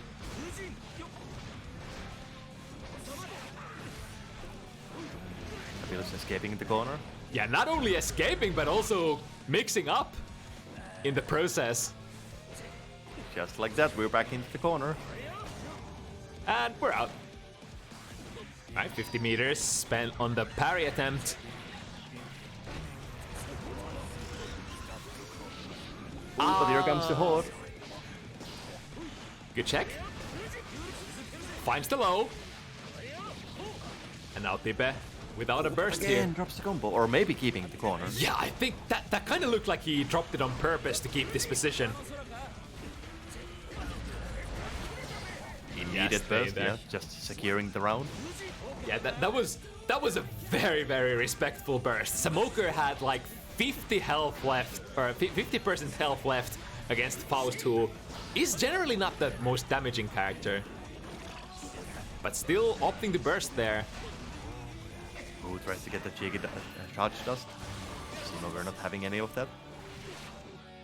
Speaking of momentum bursts, nice! Picks the 6p. In the right direction. Staying safe with that 50 meter, has to spend it. Yeah, good presence of mind from Tibe. But here it comes, the corner carry. Ah, finds the low! Nice one against the Rygand again, and this time we got like a basic punish. Oh, but gets picked up by the parry super. I feel like that must have been one of the later active frames of the parry super. Probably so close to not being active again, but alas! So wait, that was already a set point. That was. And that said, Cemoker has redeemed their honor against Tibelius Faust. I guess Anji really do be the superior character for Cemoker.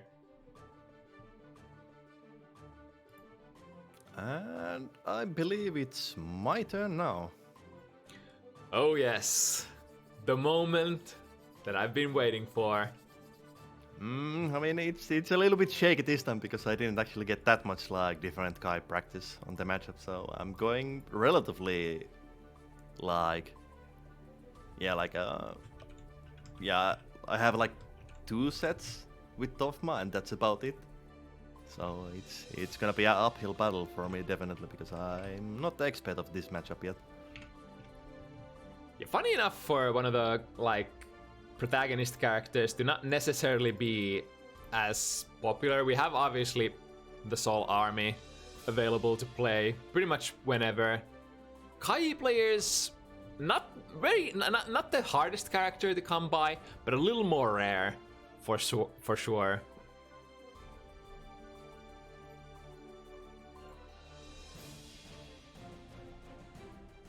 Well, I'm gonna mute myself and let's do this. Good luck.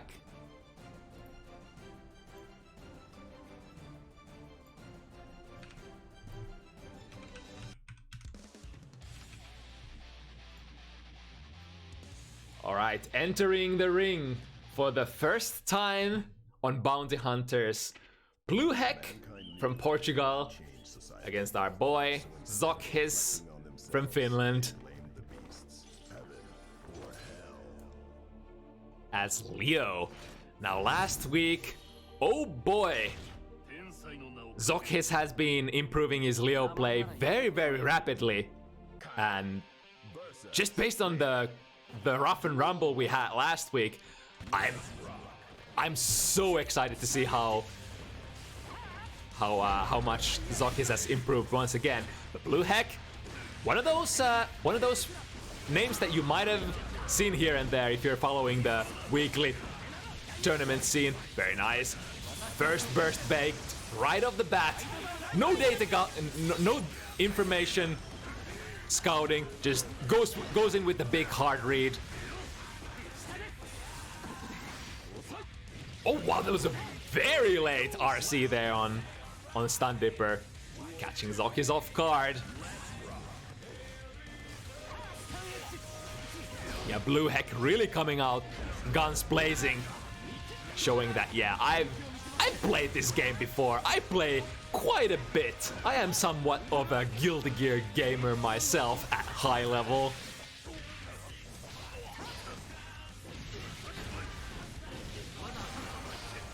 Nice, bursting towards the corner. ZoKHiZ spending lots of resources to get out of that sticky situation, but BlueHeck, he be ready.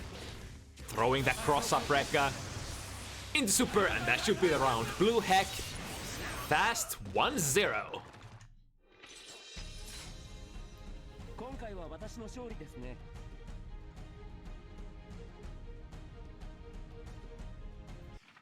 It is definitely not a problem with the quality of sparring partners that ZoK had. We had Tofma, one of the strongest Guilty players, just fighting game players in general in Finland. But like I said, this character, not necessarily sort of quotations ready, very new addition to ZoKHiZ's repertoire, and definitely hasn't cracked this matchup yet, but we'll see what we can do with what we have learned so far. I think ZoKHiZ did mention that it was kind of hard to get through some of the normals of Kai. The heavy buttons, standing heavy buttons, 2S. Can be your go-to difficult to get through wall. Yo, that spacing was right. At some spacings, the run through the Berserker slash is so hard to sort of gauge whether it passes through or not. And if it doesn't pass through, I think you won't be able to throw it most of the time. The BlueHeck with the corner position. Keep them electrified. Make them guess. Are we gonna go into food arc? When you have that electricity on the opponent, food arc, very pleasant block, will get you decent frames, decent mix-up opportunities. But now ZoKHiZ going in with what first big combo.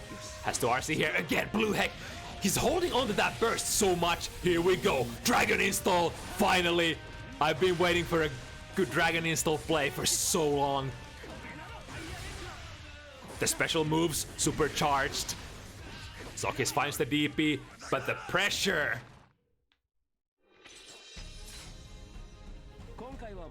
It is sort of rare tool to see because you do need that.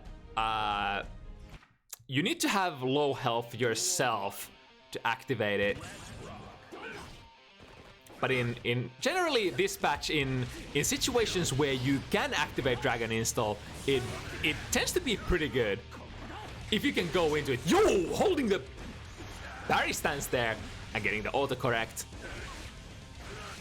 But ZoKHiZ really needs to get in close and personal with Kai. I think it goes without saying, Kai, the poster boy of Guilty Gear, having really nice neutral control, really nice normals, straight into the Dragon install once again. ZoKHiZ will not be able to contest that. And now BlueHeck can't really get hit here, but has a decent opportunity to keep ZoKHiZ corner. There we go, yeah. It will still be super hard to fight back, even with that install super active, if you can't take a single hit, it's sort of difficult. Your game plan will have to change so much. Because the risk reward at that point will be infinite, even for jabs. ZoKHiZ finding the command grab. Ooh, missing. The 2S there. Spending the 50 meter to get into the throw range.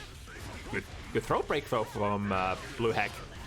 And now BlueHeck with a big resource lead. ZoKHiZ deciding to not take that wall break. And gets the round. There we go. It was pretty decent burst, honestly, from ZoKHiZ, because even though ZoKHiZ was sitting on a game, he had a pretty decent life lead. Even if he doesn't manage to get that round, he'll still be able to build back pretty decent chunk of his burst gauge. Yo, BlueHeck, not phased at all. I've seen Leo dance around me before.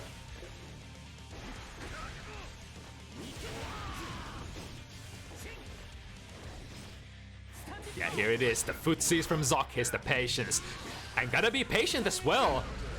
It is very difficult to just gorilla your way in if you're playing against... Yo, that was such a good reaction. Instant air dash punishes the heavy sonic boom. Again, the very late RC there. I wonder if that's late enough so that you might be able to press a button.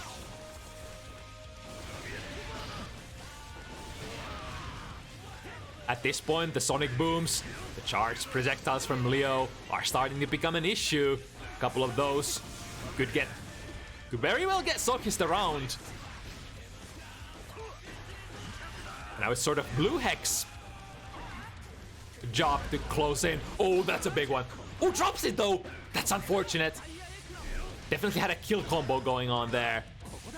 The deck from ZoKHiZ, the madman. Use 50 meter, get into the thick throw distance, and this time manages to catch BlueHeck pressing something. Was probably worried about the throw. Last time ZoKHiZ in that situation went for the throw. The DP baited, even though the DP sends you flying very far away on block. Able to get there on time, get a punish, get the throw. And now the familiar position. Yo, gets out of there, the double jump. Even though ZoKHiZ got hit on the way out, probably still valuable. At this point, it's definitely in ZoKHiZ's best interest to hold that burst. With the reversal super dangerous. Like DPs, supers, anything that you can do as reversal is gonna sort of be a problem for Leo, because when you're in your back turn stance, you obviously can't block. And if you're already committed to a button, and it's yeah. And at the same time, if you just stand there, you generally won't be able to block either, unless you're ready to just go for a back turn D. Very nice combo. Spend the meter. Is that gonna be enough? That's gonna be so close, but no. I guess one thing not going in Kai's favor is like you have good damage for those corner carrying combos of heavy hits. But like when you spend RC in the corner, generally not getting a like super big rewards.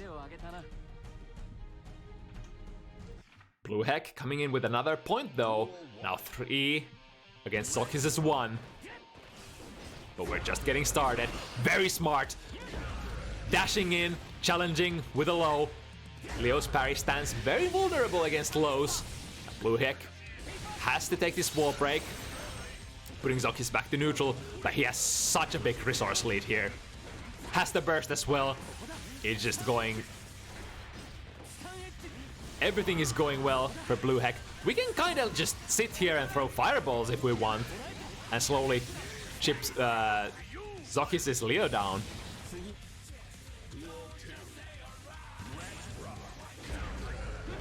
Oh man, the long leg of the king. 2D into a decent combo and a corner control. Nice! Finds a far slash, or was that a 5 heavy? Ooh, Sacred Edge as an anti-air. Puts ZoKHiZ back to his place. Yo, BlueHeck so ready. I think ZoKHiZ has tried the Berserker slash like 3 to 4 times. I think at over 50% of them, BlueHeck has been ready to counter with a throw. might have been thinking of DPing there. The super hard burst bait there. ZoKHiZ doesn't bite, but has to use it soon. Doesn't get to use it. That's... Yeah, there really wasn't a good opportunity for ZoKHiZ to use the burst there. Because he had the right read.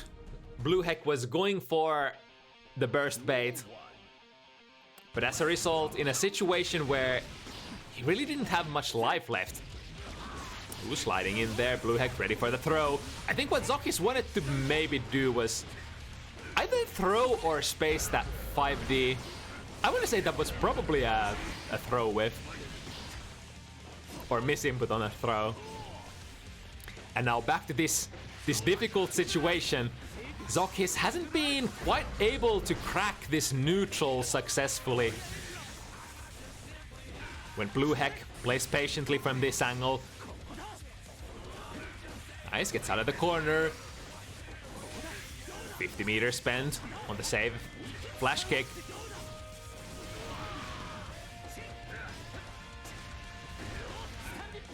Ooh, that's gonna be a punish. That's a chance for ZoKHiZ. What's it gonna be? Ooh, the reads. Has the 50 meter. Oh, misses the combo. That's unfortunate. Tried to probably go for a flash kick there, but getting too heavy instead. Might have been a conscious choice, try to anti-air. But unfortunately, Blueheck was already on the other side. The flash kick would have surely all the covered. Really nice read here from Blueheck. Transitioning into the reset. ZoKHiZ doesn't want to take that combo. Those 5D launch combos on Chive. Deal quite a bit of damage. ZoKHiZ here with an opportunity. Finds the hit. RC into a wall break, I assume. Yep. Equalizing the life, but now going back to the neutral, and Blueheck has all the resources in the world.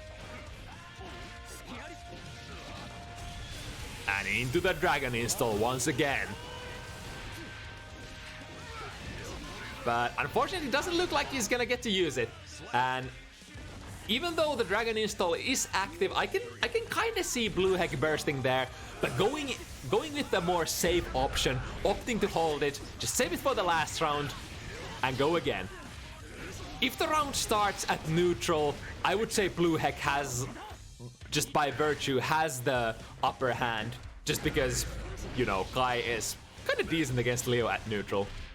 Again, look at that. It's been a while since the Berserker Slash had been used, but Blueheck, once again, ready to go for the throw. 5D without 50 meter and no charge. Not gonna lead into much. A little bit of an anti-air combo there. Ooh, gets caught by the Scum Dipper and RC. Nice! Chooses to not take the wall break because he did not have the 50%. Slowing the frames, probably throwing off the timing of Blueheck. The RC is used 100 meter. Blueheck has so much. Yo, he misses it! He misses it! I think that was a good throw. I'm not sure if ZoKHiZ was taking it or not, but too far away. ZoKHiZ will take that for sure. And another point on ZoKHiZ's account. Man, it's the difference between a couple of pixels whether the throw lands or not. But that's fighting games for you. Now ZoKHiZ going in with the pressure. The heavy sonic boom. Deleting. Lighter projectiles. Yo, he still gets the combo! That's so sick! And the wall break is there. ZoKHiZ has the life lead. Blueheck again with the resource lead. Good trade for ZoKHiZ, gets to mix it up and gets the round. Yeah, it's super important for ZoKHiZ to capitalize on every single oopsie, every single opening that Blueheck is giving them. But being a Potemkin player, ZoKHiZ definitely not a stranger to using every single opportunity that they can muster. Very nice. I guess it's pretty safe to sort of at full screen distance where you're throwing the fireball. Ooh! Manages to catch Blueheck there. Decent reward. One more hit. Where's the burst gonna be? ZoKHiZ probably on the hunt. Yo, the 2D. Smart response. The low. Again, into the dragon install. Spread your wings and fly. What you gonna do, BlueHeck? What are we gonna do with that install super? ZoKHiZ has 100 meter. It's gonna be dangerous. The reversal super is an option, and it hits! Even on block, that would have been very safe. That was very, very difficult situation. Leo, or basically any character with good reversal options and 100 meter, is such a nuisance to deal with when you can't take a single hit anymore.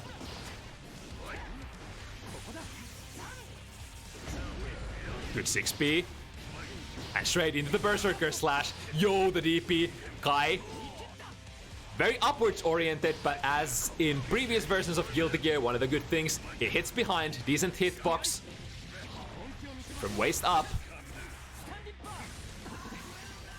This time, making the drift RC backwards, saving themselves. Ooh, ZoKHiZ finds the DP. Very good damage on that Leo flash kick and gets you the heavy knockdown as well. And that's everything that Leo wants. All that Leo wants for Christmas is to get close and personal and start banging on the jungle drums. So that's the situation where Leo can really start going for the small combos, one after another, keep the pressure going until you've grinded them down. Until you ground them down? English? Anyway. Good 6p, even on landing. Plus frames on the electrified opponent. Here we go. Big throw that was from so far away. Spacing it perfectly. BlueHeck with the pressure. ZoKHiZ going again. A lot of success with that double jump.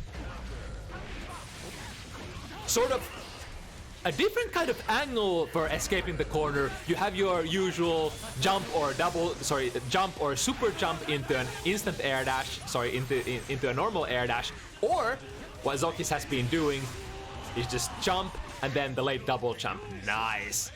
In case ZoKHiZ had the meter there, went for the punish between hits, obviously in that situation, doesn't matter that much. We'll just take any punish we can get. ZoKHiZ right in there. The overhead breaks the wall. A very nice situation here. ZoKHiZ looking to even it up. Important hit here for BlueHeck to score. Because ZoKHiZ has the bonus active. If ZoKHiZ manages to touch BlueHeck even on block, he would have to hold the pressure for so long. RC. Switch the position. Nice. BlueHeck doesn't let it go for free. Corner to corner. And here's the setup. What's it gonna be? Nice! Reaction from ZoKHiZ. Stands up to block against the overhead.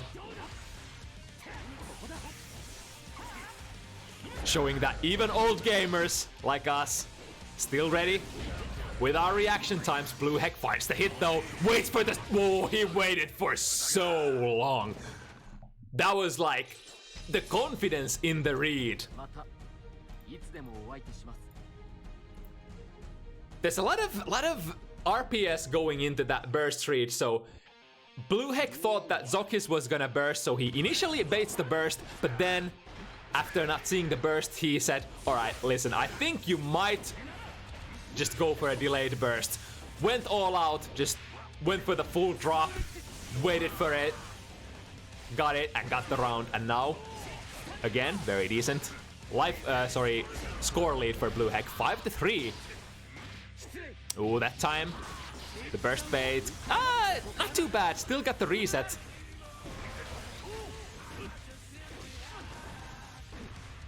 Nice, ZoKHiZ building a little bit of real estate for himself. Again, the double jump gets you out of the trouble. Not for free though. Ooh. Forcing BlueHeck to go for a very respectful burst here. BlueHeck had a very sizable life lead, but felt like he can't really afford ZoKHiZ to grasp the momentum. We have the round lead for BlueHeck, but ZoKHiZ still has his burst. Burst is used by BlueHeck as fast as the burst came out, ready to intercept. Here we go, overhead. Ooh, that split is so good for ZoKHiZ. Misses the combo though. But we have the position. RC. Take the pressure again. BlueHeck is so ready at that fatal distance. Throwing the fireball. BlueHeck. Immediate response. And as a result of the recent patches, getting a very decent counter hit punish as well on that jump in attack. Yo, look at that! The hitbox hitting from downtown, tagging I think Far Slash or was it 5 heavy from Leo. Those moves look very similar. And now ZoKHiZ will have to play very, very carefully. Can't afford to drop a single game anymore. Not in position to air dash that time for a punish. Look like yo, the air to air. Missing the perfect conversion, but we are rocking with. Oh, I see. That's kind of the cool thing, because BlueHeck has been RCing that Scum Dipper so late. ZoKHiZ is kind of expecting it to happen now, so BlueHeck might here and there get away with not RCing. Dragon install is active. Here we go. 2 hits on the food arc. Sorry, on the what's that thing called? The thingy-majig. Ooh, has to RC here. Nice, and no OTG option though. Has the burst, oh no. 1 pixel away. And now with an empty burst gauge as well, ZoKHiZ facing overwhelming odds here. Good read from BlueHeck. Yo, doubles it up into a big 5D launch. This is looking bad. This is looking dire. What you gonna do? ZoKHiZ has been in this situation during his career many a times, and he is not faced. Here we go. Mix them up. We're still in this. All we need to do is take the victory here, and then take another one. And another one. We'll do what we can. The resource lead. Yo, that's so good. BlueHeck has been doing that as well. Sees the fireball. Air dash in and gets the round. ZoKHiZ is alive. Slowly building. Burst as well. That whiffed burst still haunting ZoKHiZ a little bit. And here comes BlueHeck. The electricity is on. The corner pressure is available. ZoKHiZ trying to jump out, but BlueHeck keeping his distance. Here we go. Oh, it's ZoKHiZ who gets the throw. Really now? I think BlueHeck might have been trying to throw too late there. Ooh, there's the burst. But ZoKHiZ, so many resources. We're ready to throw the Berserker Slash though. Has to RC here. Still building meter. 50-50. What's it gonna be? There's the hit, but it's too far away. It's not comfortable to get the conversion, even with the 50 meter on the RC. And the next hit is very fatal. There we go. Is this it? BlueHeck looking to take the set. Man, ZoKHiZ did get the burst back, but it was too late. Once you're stuck to the wall, you can't burst anymore. And BlueHeck on their debut match on Bounty Hunters, showing what's what. Playing the matchup basically how I imagine it should be played, just controlling the neutral. ZoKHiZ got in here and there, got decent opportunities, but in the end, BlueHeck stayed tight enough to bring it home 7-3.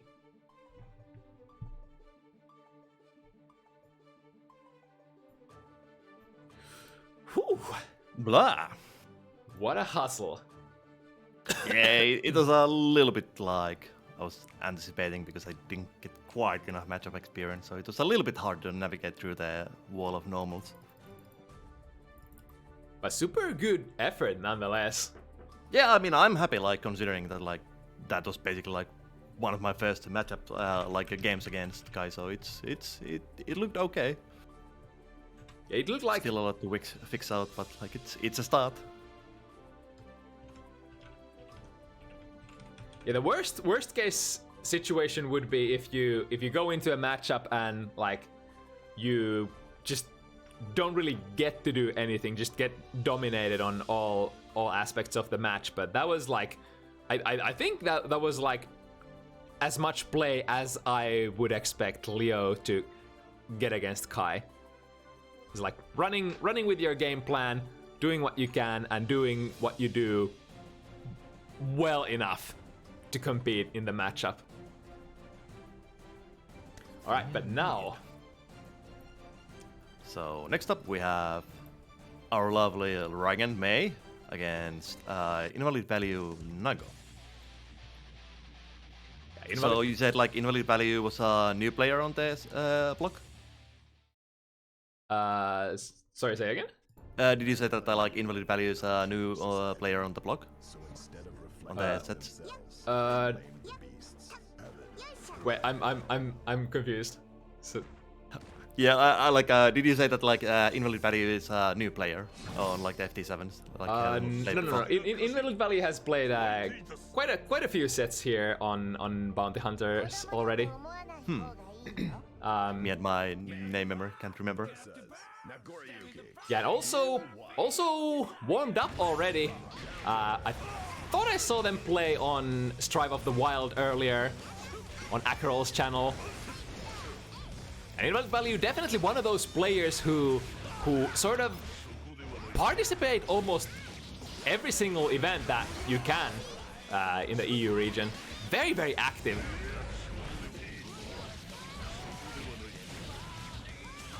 And now it's no secret that this matchup is probably not one of Rygand's favorites, and justifiably so. This might be one of the most difficult May matchup. May doesn't really have like a lot of super difficult matchups, and I don't think this one is like desperate either, but it is definitely one of the worst for May.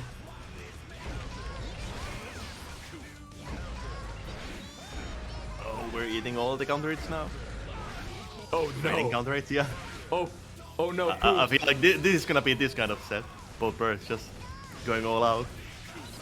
But at the same time, both these characters can really afford to swing big and not only threaten the big counter hits, but also be fine taking some big counter hits, because like one hit for either one of these characters can lead into so much damage.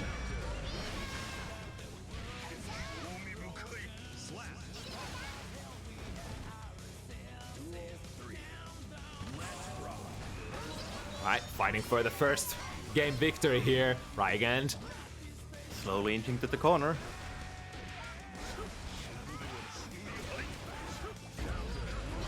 Heavy counter, see, baited the best. Cashing out the meter with the super, getting some extra damage. Wave check, here we go. Hard knockdown, Rygand has 50 meter.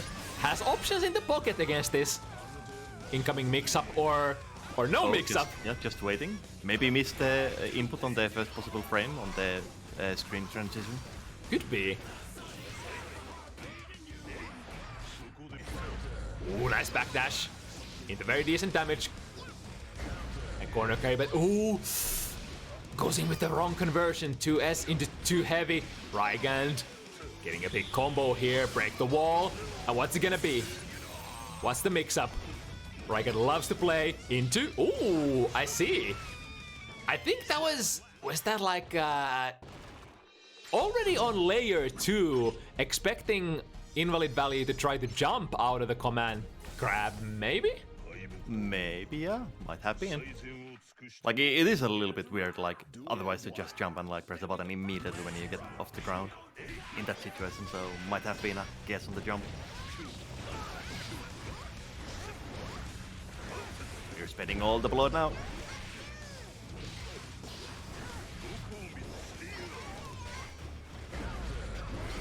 Ooh, but the sword reaches so far. Big close-ish counter has... Oh, but he's gonna go on the rage. That's a free... I think Rygand can kill from this, yeah. Oh, interesting. Choosing to still play. I mean, I guess it makes sense because Invalid Value has so much meter stocked. And it ends up paying off. I mean, the character is called one shot, so if you have 100 meter, you still have a chance. Like, it's one good counter hit and you're just gonna annihilate your opponent.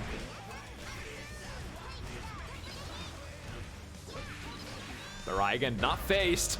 pressuring in the corner, hit after hit. Invalid Value does not have the burst here, but also Rygand doesn't have enough life left on the wall to really bring it home.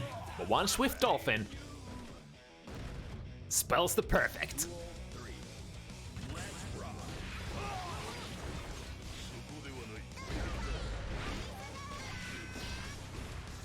Getting like nearly full string Kronecker.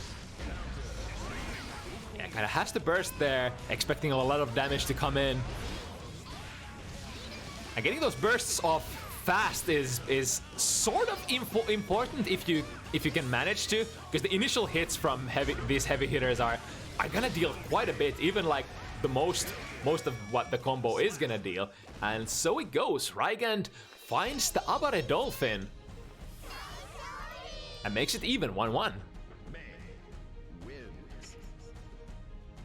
God, I love that Abare Dolphin. It's so triggering when Mei players do it to you. You're like, what is this shit?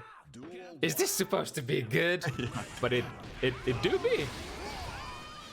It takes you off the ground, protects you against throws. Yeah, there we go. Yeah, but this is not how you want to start the round, like going almost to the full max blow, but I guess it's okay because Rygand is already nearly dead. Ooh, doesn't even matter if he's going bust or not. That big hit seals the deal. Ooh, I feel it's like such a nice dynamic with the character because you can sacrifice if you're like, say, on level 2 and you get like one stray hit. I mean, like you can say fuck it and just blow everything out and just like finish, or like hope that you finish your opponent in that one combo. But also that can be sort of dangerous, because as soon as the opponent realizes that you've gone past your threshold, they might burst, and you're gonna stun yourself. Not only are you gonna lose the situation, but you're also gonna face the consequences of the Blood Rage. Ooh, that was a guaranteed kill with an RC on the burst pickup. Yo, the patience. Invalid Value was baiting something from Rygand there, maybe a super, but waiting just enough to unleash that 2S.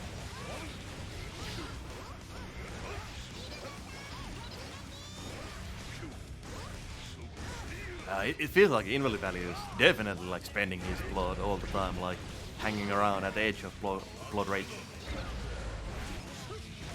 I guess it's kind of understandable. It's with low blood, it can be kind of difficult to play footsies against Mei, because Mei is that character who has super strong high damage starters of like mid-range ish, and the less blood you have, if you're on level 1, then Mei can, I guess Mei can kind of play footsies with you pretty easily, but when you're at that level 2, that's when you start getting the range advantage, and you can start ignoring the mid far range game from Mei.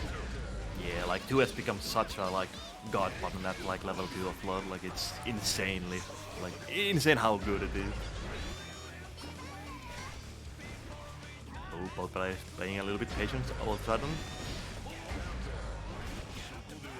I guess when you still don't have that level 2 blood, you kind of have to chill and respect some of the things that Mei can do and throw at you. Oh, no punish on the anchor slide. I think that could have been an OTG throw and kill. Gets the round anyway. Really massive delay on that Beyblade there, catching Rygand on the way out. Alright, throw, starts it all. Here we go, Gold Burst is good. Oh, and has a good position to deal a lot of damage as well. Rygand chooses to not take the wall break here.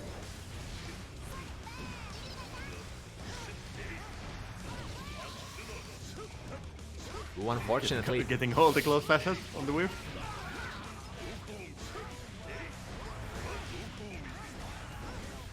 And still has the RC, yep. Man, the pressure just keeps going. Oh, whoa! Okay, Try to gets with the backswing. That's footsies, dude. I felt like that was kind of like a very natural reaction from Rygand, trying to fit a 2S in there, but The second hit of the DP actually whiff punishing the 2S. Or not necessarily even whiff punishing, just straight up contesting with a box. Ooh, bit mistime on the meaty. Yeah. For invalid value. Nice read. Fight. Nice. Wants to keep the situation, wants to keep the position. Into a bite, and that's, yeah, that should be a kill. Yes, 6 heavy. Big damage, even on the wall.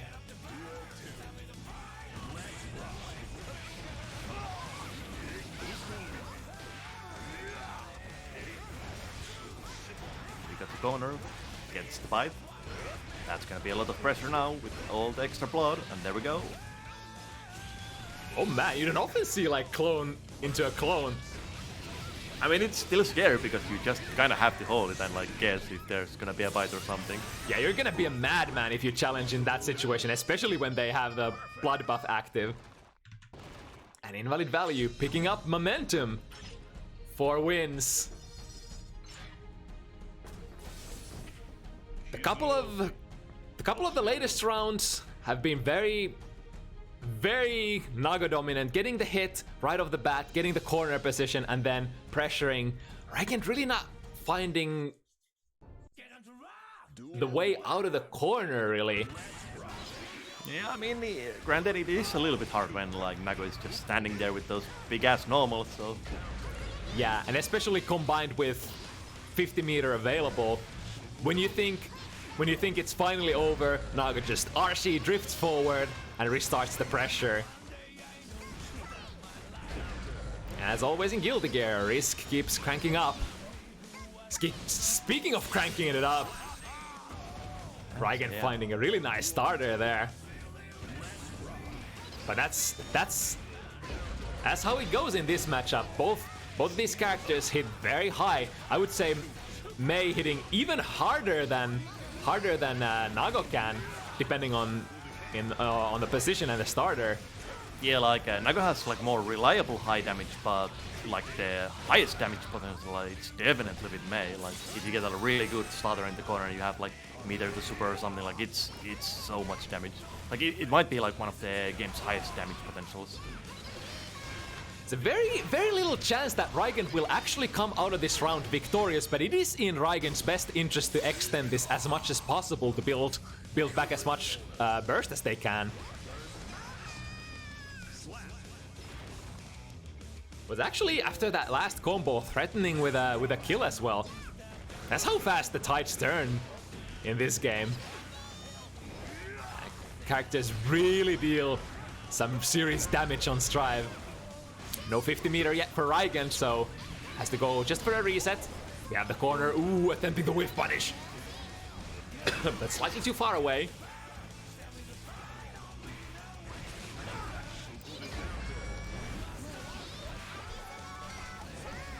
And now it's invalid value who's being trapped in the corner. Yeah, I like these like moments of lull when like both players are just standing in full screen, like playing the full 2 game for a few seconds. Ooh, the patience. Rygand finds a way out. Ooh, but that's big. My god, he's gonna build 50 meters. That might be enough. That might be just enough. Yeah, it's definitely gonna be enough. Man, the big hit, 2 heavy counter hit coming out of invalid value.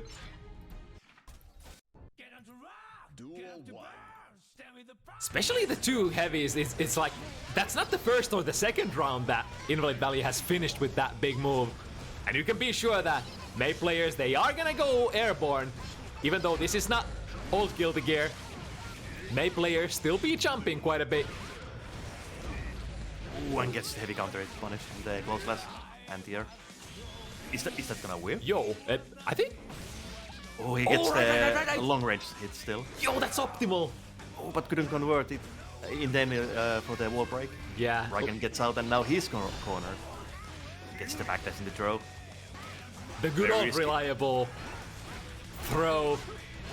Okay, now we're just blowing up the meter.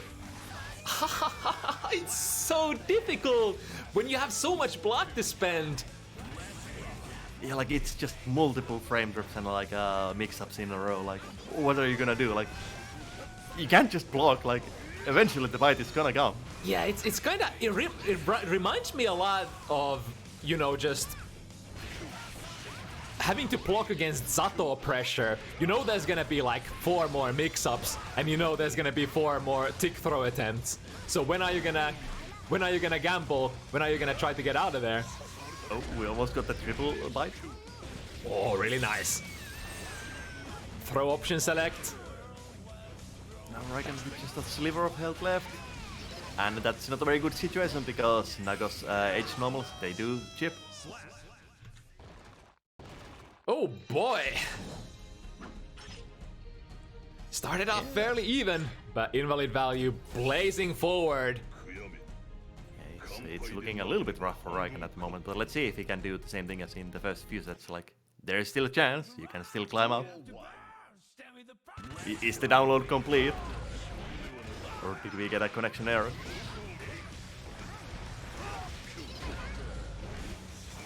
Oh, the focus randomly. Yeah, a little bit risky.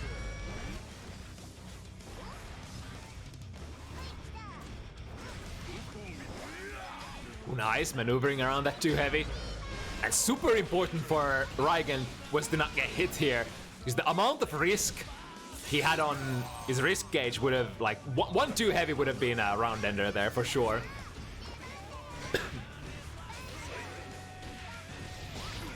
The YRC attempt for invalid value to bring it back, but Rygand says, no, sir. This round is mine. There are many like it, but this one's mine. The backdash or the forgive backdash into spinner. Barely whiffing the too heavy. Yeah, it's gonna be super important that Rygand can somehow manage to stay out of that too heavy range. We got to kick gaming. Who gets first bait? Into the bite. Oh boy, here we go again. Yeah, Which one? He's definitely gonna blow it again. Yeah, he likes to do that, like, clearly, like, get the bite in and then just overwhelm your opponent when they're low health. Surely they can't block every time. And this is set point for invalid value. Yeah, and it's looking not very hot for Rygand, and that's... Uh-oh. Oh, no RC in the bite, that was a guaranteed kill. Rygand gets one last chance, one last chance. I think Rygand is dead here, he has so much meter. No! He gets out! Old Dream is still alive. Show me what And you somehow can. invalid value still has blood even after all those specials because of the bite. Put your hands in the air for Spirit Bomb. Rygand takes the momentum burst. The corner. Chip is starting to be lethal. He's still out! And he blows up! That's potentially a kill! Yeah, that's a guaranteed kill, guaranteed kill. Rygand survives against all odds! I was ready to call it off, because invalid value had Rygand in the corner, no health to speak of. Yeah, The I mean, blood buff and 50 meter as well. to be fair, there was a chance, like, he did get the bite off with an RC, there would have been like a definite kill, so... We have the legendary win game, lose anyway. Let's see if Rygand can pick the speed now. Uh-oh, held that 6 heavy for a little too long, and the counter hit conversion gives invalid value very decent damage here. Rygand rocking with the 50 meter though. Let's see what we can do. Oh, but invalid value is also slowly rising on the blood. He can't use any specials. Again, immediate burst. Wants to keep this super aggressive position. Nice, the air dash. Gets overhead like this. Converting it into a wall break. Oh, unfortunately the wall had just a little bit of health left. And now going back to neutral.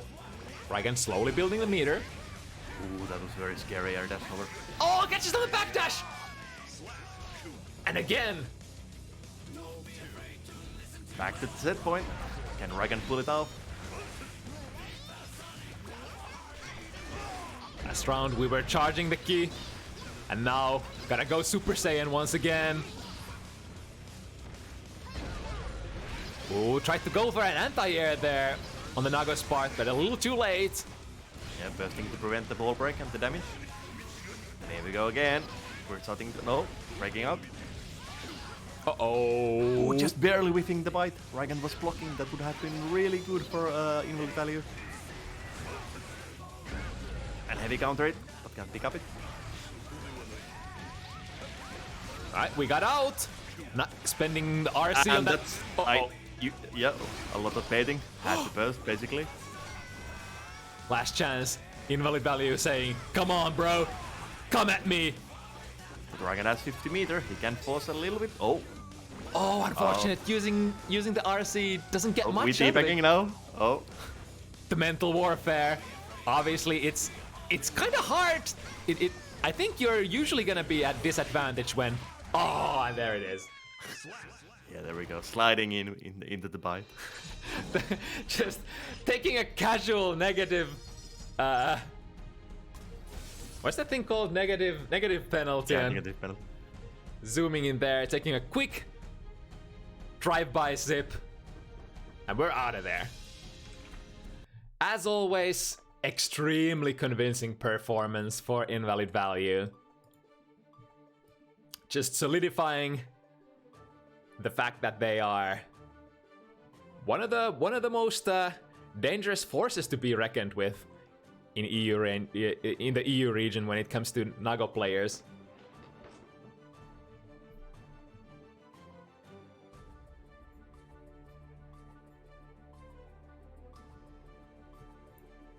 All right. Oh, I almost had forgotten.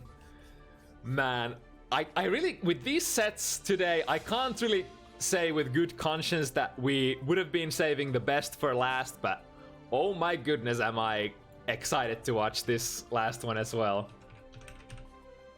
Yeah, so last up we have Elda Potemkin versus Fesian Jacko. Like, I haven't seen a Jacko being played like that often, like past few months.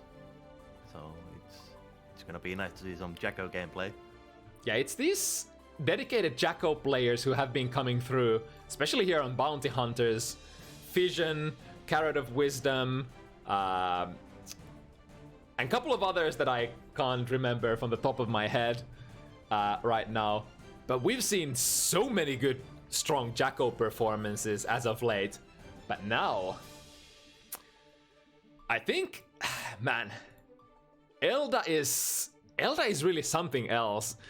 It's really a sort of a fast, super fast success story. Elda really picked up the steam when Chive hit the markets, and I think has actually surpassed a lot of the top tier players in the Finnish scene. Has definitely surpassed me. Has potentially surpassed Rygand. Has, like, I wonder who is there in Finland currently who could challenge Elda on a good day? Maybe like Shady, maybe Mirri. I don't know, that might be the next set I'm gonna play. Just to see. Like, I haven't played against Elda in a long time, so I don't have like any first-hand experience how much he has gotten better at the game, but he's definitely like starting to look scary. Yeah, scary indeed, and the performances he's been pulling off on screen has also been a very impressive sight to behold. He seems so. It's like he goes in, he executes the game plan, and that's it. He's like seems so disciplined in terms of what he wants to do. Also, wait, is the lobby bugging out? Because in my screen, Rygand just hopped in and went in the gap in it and then disappeared again.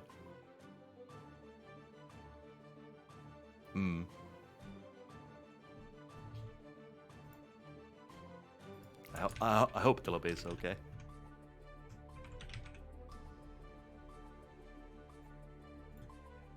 Also, I believe we're still missing out on Fesian. How do you pronounce it? I think it's Fission is how I think I was advised to pronounce it a couple of events ago. Fishman? Not quite that close.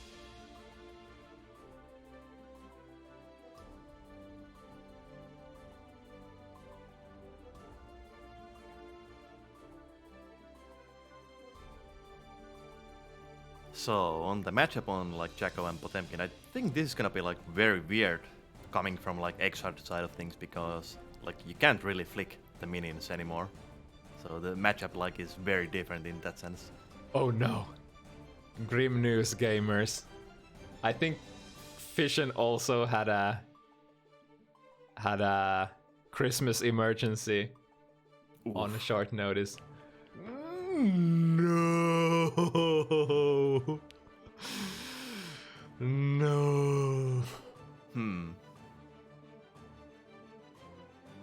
I mean, if you're willing, like I don't mind playing a second set, like Double it up?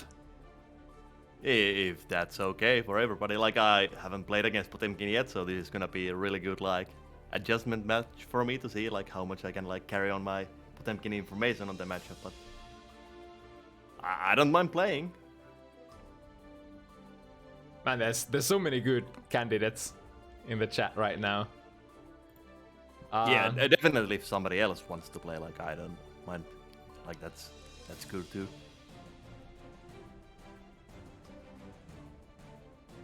Need is like I can maybe go 1-7 on a good day.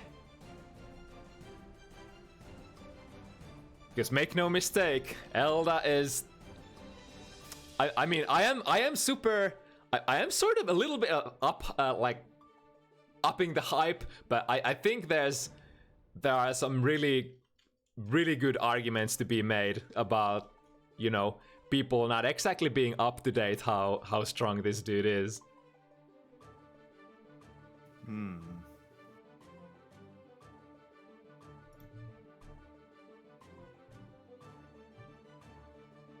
Yeah, Carrot would be cool too.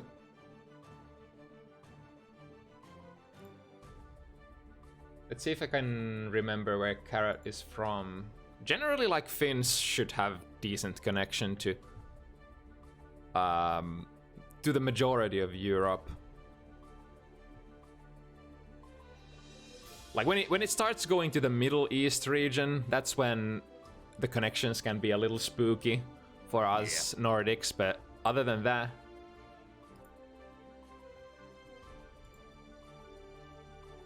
Turkey should be doable, I think.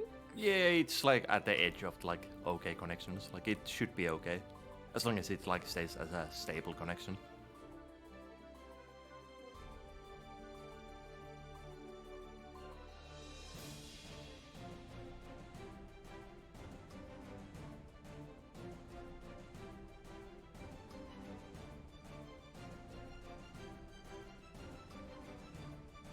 I guess the first question is like, is Carrot even alive at the moment? My connection isn't bad, I can, sure. Alright, we can try. We can try. That's like, I think that's the best substitute that we can hope for.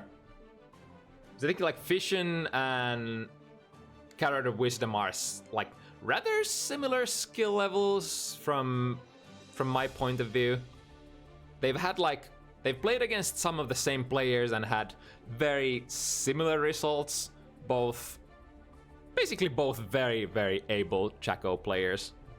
So like if there's an equivalent opponent in the EU region, it has to be Carrot of Wisdom.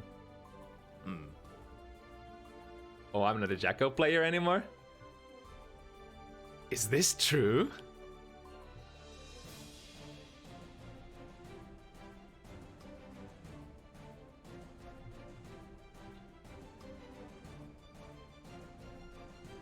Ah, Milia.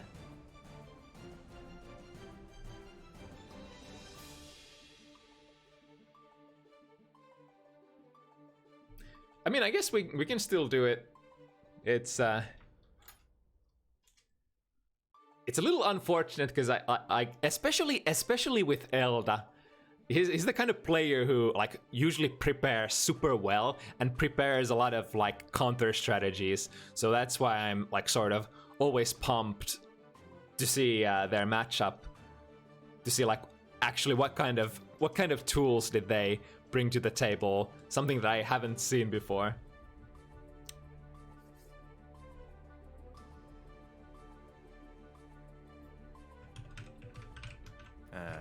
carrot on the lobby? No. We just get them on the cabinet and we can start it off. What region is this? Europe. And these players would be Elda from Finland and Carrot of Wisdom from Turkey coming up next. I believe.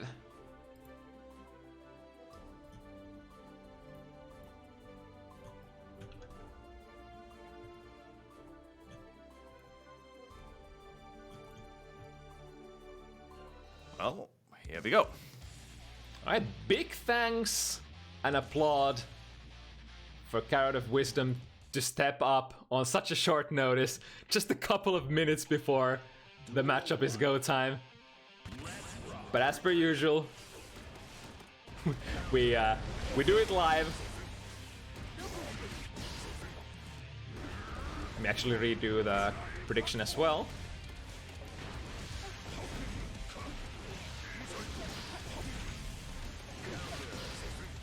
There we go, we got our gambling. And we're ready to roll.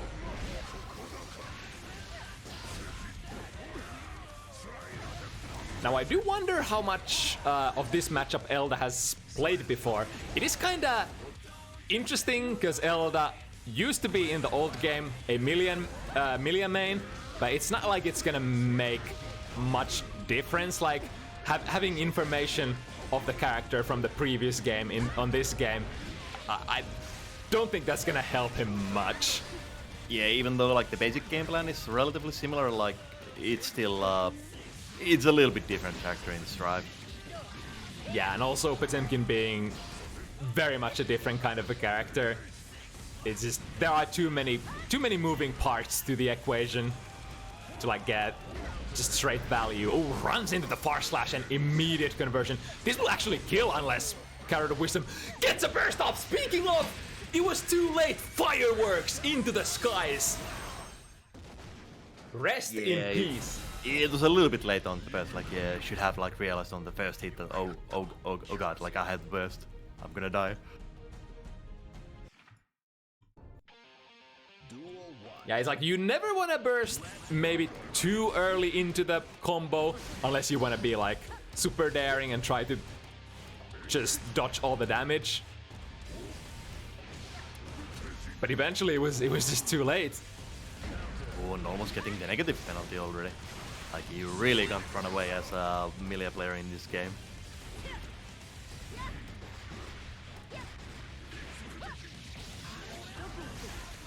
Alright, set it up.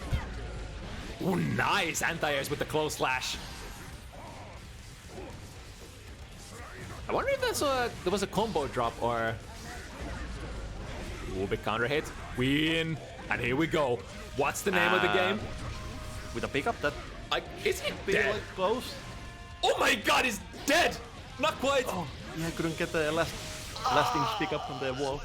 That was such a dilemma. That must have been so difficult of a choice for Elda, because it was last pixel. If he reaches with that 6 heavy, that kills. But if he misses, oh boy, he's gonna get punished. I think like Elda wasn't just ready for the wall stick, because I think the only way for you to convert wall break in that situation would have to be do like a hammerfall. And I don't think Elda had the charge ready. You might have actually tried to hammerfall, but just, you know, missed the charge period. Yeah. And we're close to getting the negative penalty again. And that's definitely not the thing that you want to have in this game. Like, you're pretty much dead if you get a negative penalty. And then the effect still lingers. Yeah, and in this one, when you get the warning for it, like you're slowly draining out your meter. So if you're already in low tensions, like you're not gonna have any meter until you go forward and like break the negative penalty warning. Going in with hammerfall RCs. Ouch! Of that drift RC straight into the gun.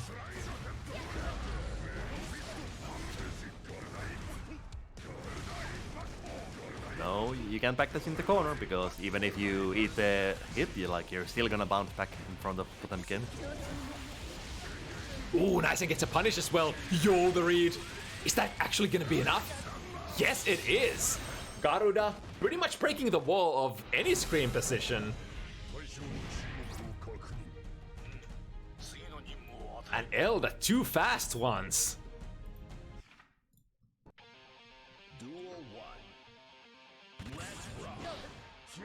I tell you, dude, this guy Elda is sort of strong. And he's put so many hours. Ooh, hard bait there from Carrot of Wisdom, but Elda says, I still have enough life. I can hold this. Get Xanthier on the Mega Fist.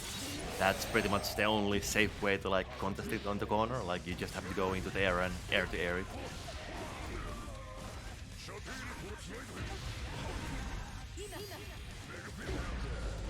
Ooh. It's the pickup, yeah. Ooh, and the corner, into the throw, RC in the wall break. Oh, but no pickup on the combo. That was pretty cool, getting the side switch there. I'm not actually sure what was the point where Carrot of Wisdom did switch the sides, but that was nice. Slowly walking, Carrot of Wisdom towards the corner. And we take all the lost real estate back. Ooh, nice footsies there. 6 being whatever that button was from Elda. All the mix-ups. Nice, here we go with the back fist. Yo, that's so much damage from a back Mega Fist.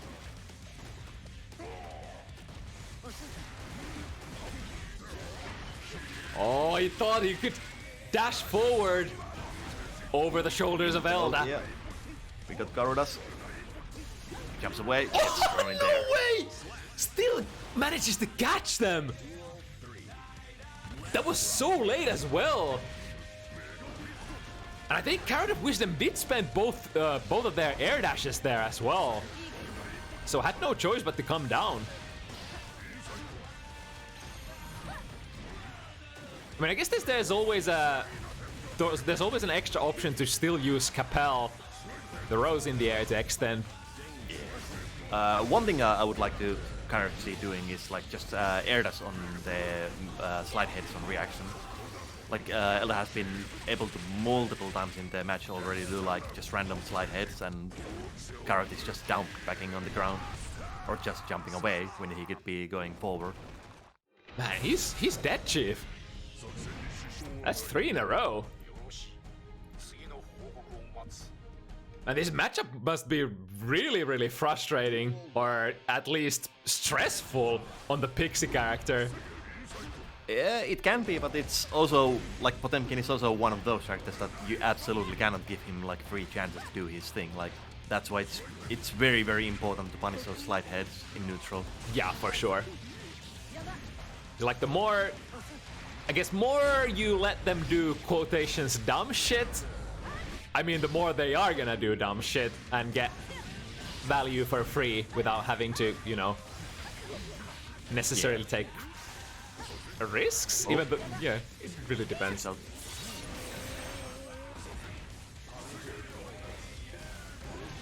Yeah, like a single slide head that goes through like this can be a game changer, because now you have to be on the Oki and you're potentially eating the Buster, and that's like 70% of your life gone. Or you might get stuck on like Garuda loops, and what you gonna do? Press a button? Yo, Ibis!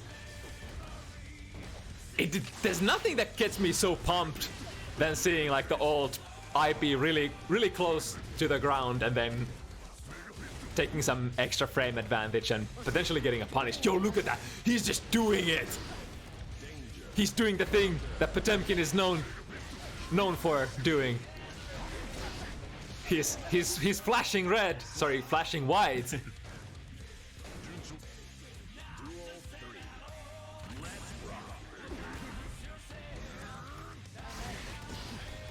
Oh, I bet he was trying to do it again. I wonder is the far point, the S disc as a poke is probably a okay-ish option. The problem is that if your Potemkin player blocks it on the ground, they can get the counter far slash on it, and that means hammer falls into RCs into a lot of damage. So it is a big risk to throw it in neutral. Even if it's perfectly spaced? I think it's still gonna be like nearly at the deep range of far slash. So it's a risk.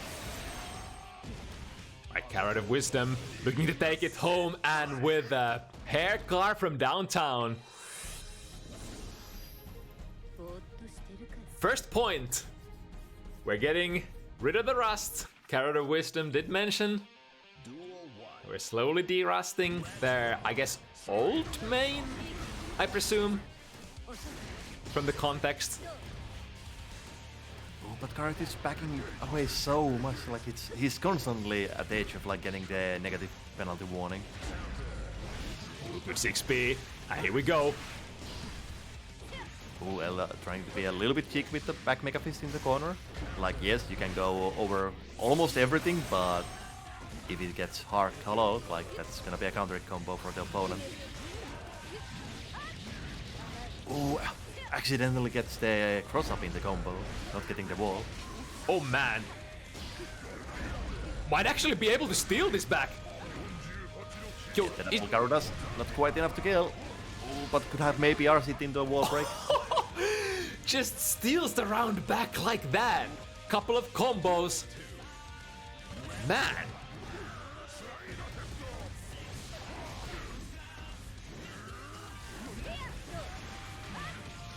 Yeah, so far, even the quotations right reads that Carrot of Wisdom has had on the Garuda situations have been met with resistance on the way down. Like Elda has been getting air throws, anti-airs. Carrot of Wisdom just hasn't cleared a single Garuda situation super clean yet. And I mean, you can't really blame them either, because that situation is really fucked up to be put in. Yeah. Ooh, barely able to recover in time of that 2D. Yeah, like the slides are they keep hitting on the neutral. Oh, but not doing the double dash, not getting the punish on the Garuda. Oh my god, that was full risk hit.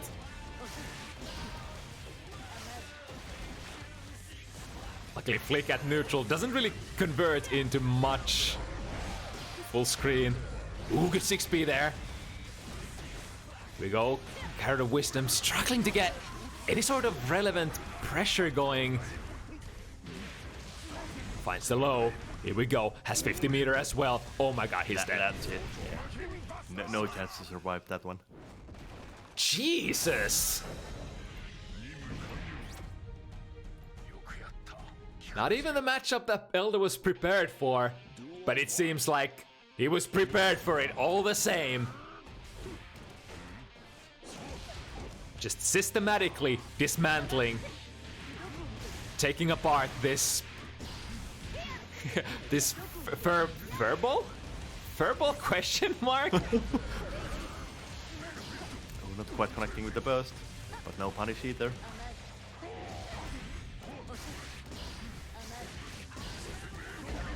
Ooh, it's gonna be a with combo. the back Mega Fist. Oh, but it gets the accidental slide head instead of like heavenly, I think. The common miss input that Potemkin players can get. Carrot will happily take that mistake. Just take anything that you can get, and gets the round, yeah.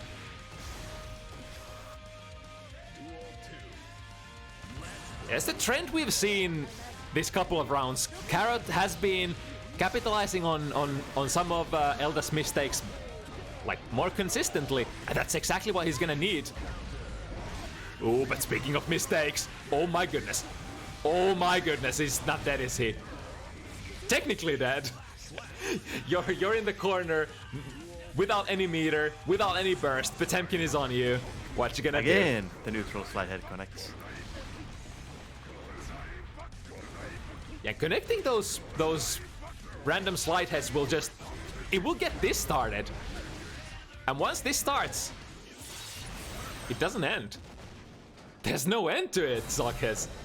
Yeah, Yeah, like the Garuda is, it's such a like a tricky situation to be in. Like if you don't fully understand what your options are, like it's very easy to make mistakes. And if you make a mistake, you're gonna pay for it.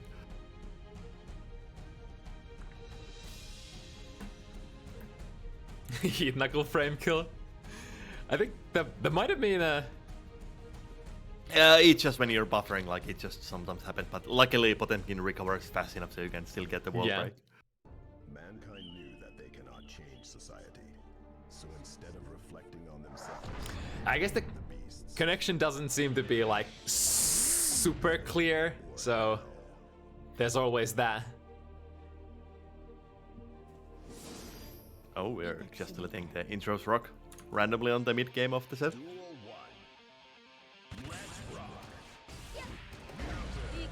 Oh, and the heavy counter it. Ouch. Dated too.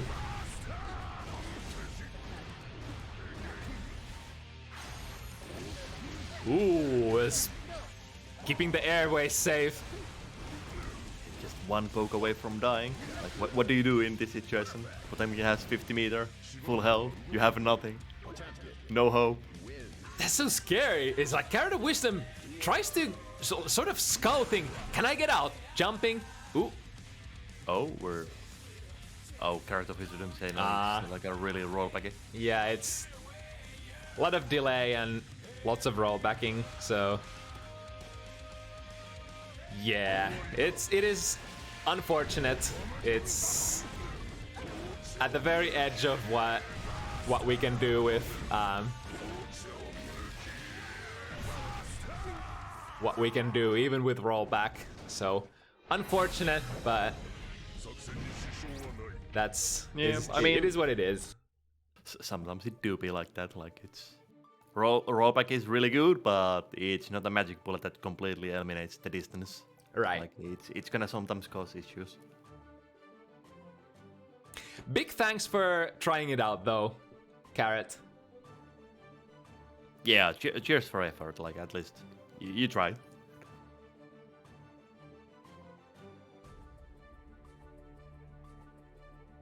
Yeah, and I can really totally understand the frustration as most of us are competitive gamers, and it feels really bad when you just feel like you can't play the game on the normal rules, on the normal settings.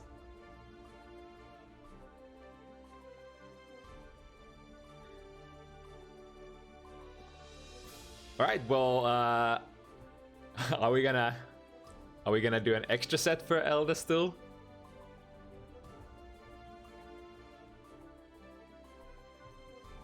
I mean, that's up to you, I guess. Like at this point, I'm pretty much okay with anything.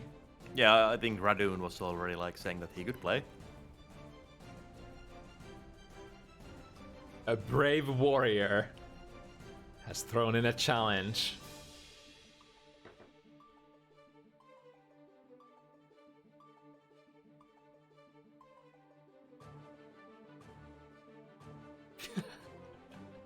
Elda kumite, yeah.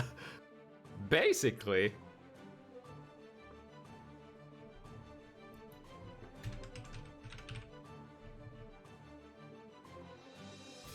All right, encore. One more for the road.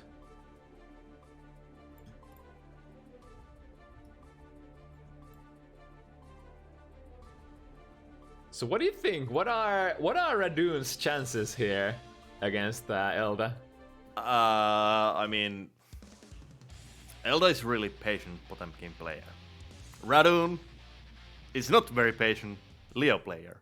And That's I true. feel like that's gonna clash in the advantage of Potemkin a lot. Yeah, Elda doesn't really take your shit very easily, and he probably has like all the needed counter strategies against various tools that you can throw at him. So yeah, right off the bat, throwing the Berserker Slash into the corner, big damage, sending a message that this is how it's gonna be. Yeah, like this is definitely one of those matchups where you don't wanna be DP happy.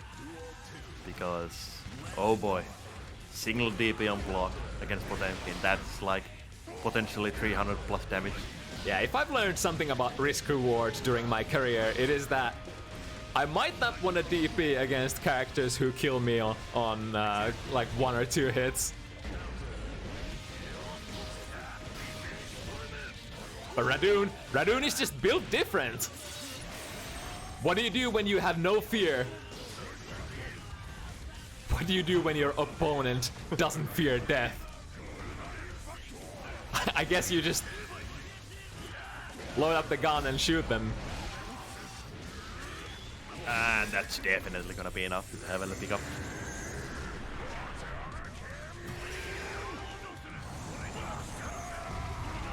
It's just so scary when Potemkin does Heavenly on like 2H. Like, there's so high chance that the Heavenly will just whiff on a combo, so I'm always scared. Like, even after they buff the hitbox a little bit on it, like it's still very prone to like whiff on airborne targets. At least, I guess you're not gonna get punished too bad on the whiff.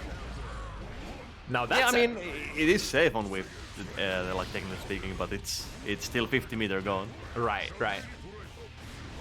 That's a Radune round start if I ever saw one.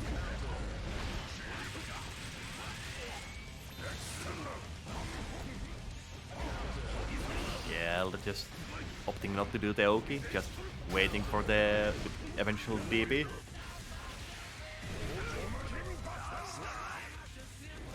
That's sort of kind of the kind of stuff that you have to do when you know that you're against somebody who's willing to gamble a lot.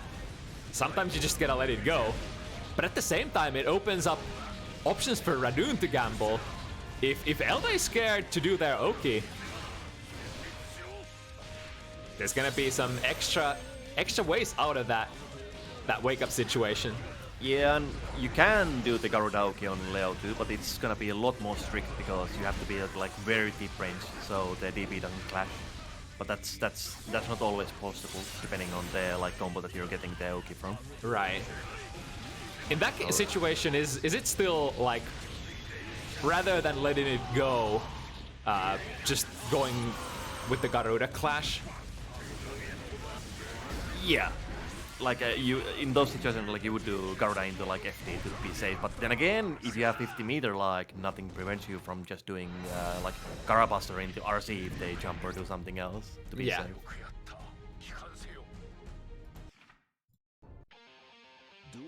But it definitely is a little bit harder to like do a proper Oki on Leo. Now that's a gamer option. I heard Garuda was good, so I just did it round start. Yeah, like if you do it from the deep range, like then it's much easier to like just back this away or like just FD Potemkin away to be like a little bit further away.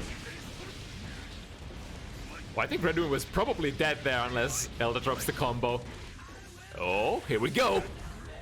We have the chance. Yo, where did he cross up? Into again, the same situation, deja vu. I think this is exactly what Radune needs. He needs to sort of throw off Elda's flow and catch him off guard. Because I think you're not gonna beat Elda in fair and square like fundamentals and footsies, right? We go with the close touch into burst page. It's the Buster punish. Buster being really simple and effective punish on those kind of situations where you have to be fast. Yo, Radune really making Elda think about standing still there. Command grab after command grab. There we go, yeah. RC. Okay, yeah, that's not very safe. You can TP those close range Garudas.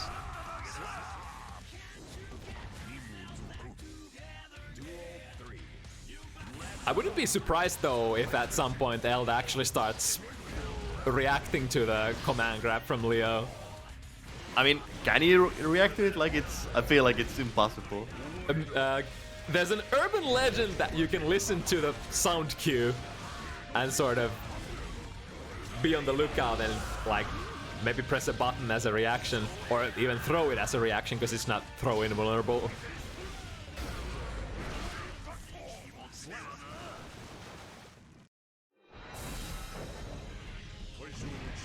Alright, another one for Elda.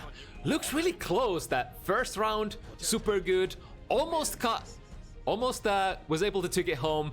Second one, but Elda, again, bringing it back.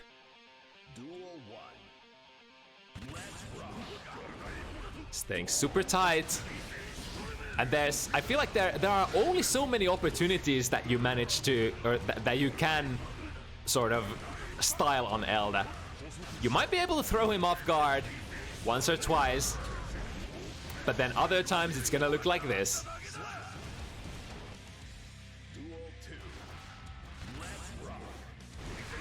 Yeah, like Radune is definitely paying for those TPs. Like this, like no, you don't want to do that. That's a good backdash. You get to the full screen, but you still need to be ready for the slide hits. Oh, the slowdown frames. Slowed the 2S from Leo just enough to get his own far slash in.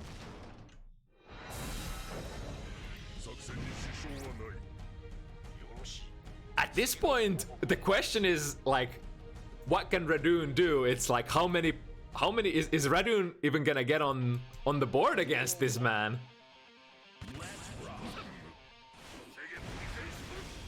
I mean, if he keeps doing DPs like this, I don't think so.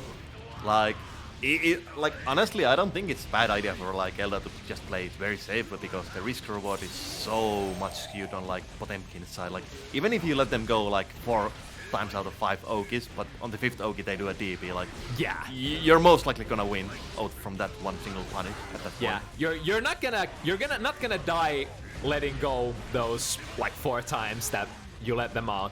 But they are gonna die that one time that they DP'd and you baited it.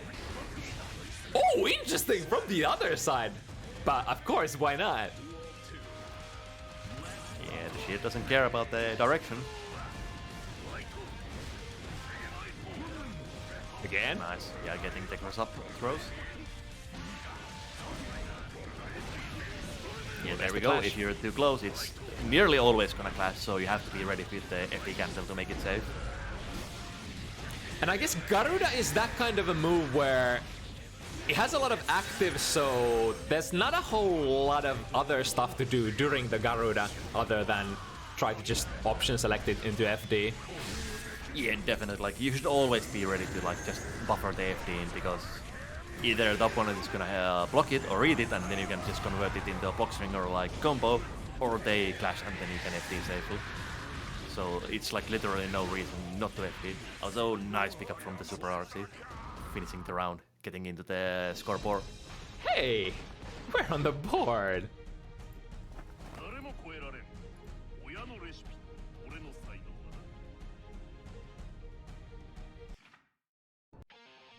Duel 1. Let's rock.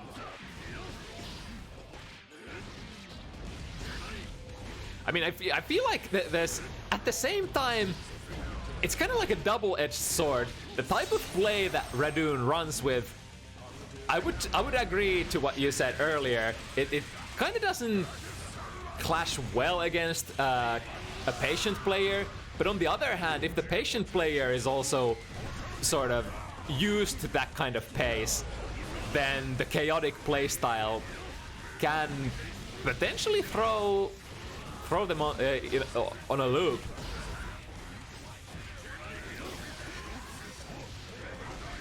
And that's a guaranteed kill with the Buster, yeah. Nice, good conversion. 1 pixel of health is enough in fighting games, believe it or not.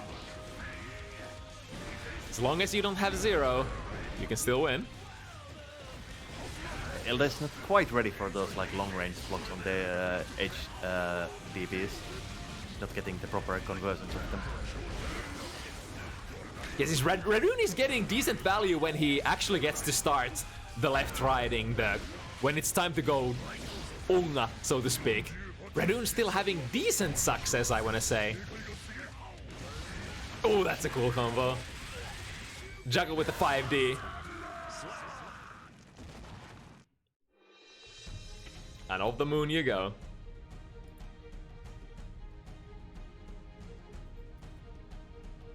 Oh, did the lobby explode? Oh, the classic. Oh, Strive, I can't believe you've done this. Fine. Can I figure out my buttons?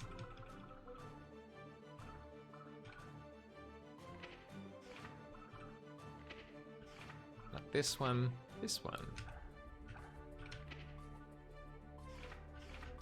Okay.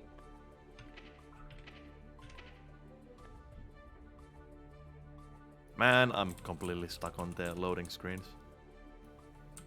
Oh, there we go. Somebody asked on the Finnish FGC Discord, what do you guys want in Strive for the next patch? And I was like, all I want for the next patch is fixed lobbies. I mean, fuck Nago too. I mean, true. But yeah, it would definitely be nice if the lobbies would work like as they should, and like the connection times and stuff like that would be fixed. That would be really nice. Also, I have no idea who won the last match. Oh yeah, I think it was Elda, right? I'm 95% sure it was Elda. Mankind knew that they cannot change society. So instead of reflecting on Oh, he just let Elda kill. I don't think they were playing like a Oh, proper I see. match. Okay. Awfully nice. Yo, meter? What you gonna do with all that meter, Radune? Can't RC that whiffed DP, huh? And here we go, multiple guards in the buster, and Oh my that's goodness. gonna be plenty enough. That's a lot of damage. And since it's kind of spaced nicely, it's not like Radune could have used YRC either there, I think. I mean, you also have to remember that you cannot RC the guard break move, so YRC is not an option. Oh, true. That's like the really annoying part of it. Like, you either have to react and jump away or like counter poke or do something, but blocking is not an option.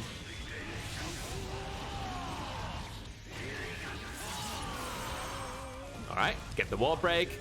Elda is all. Whoa! Was that instant overhead?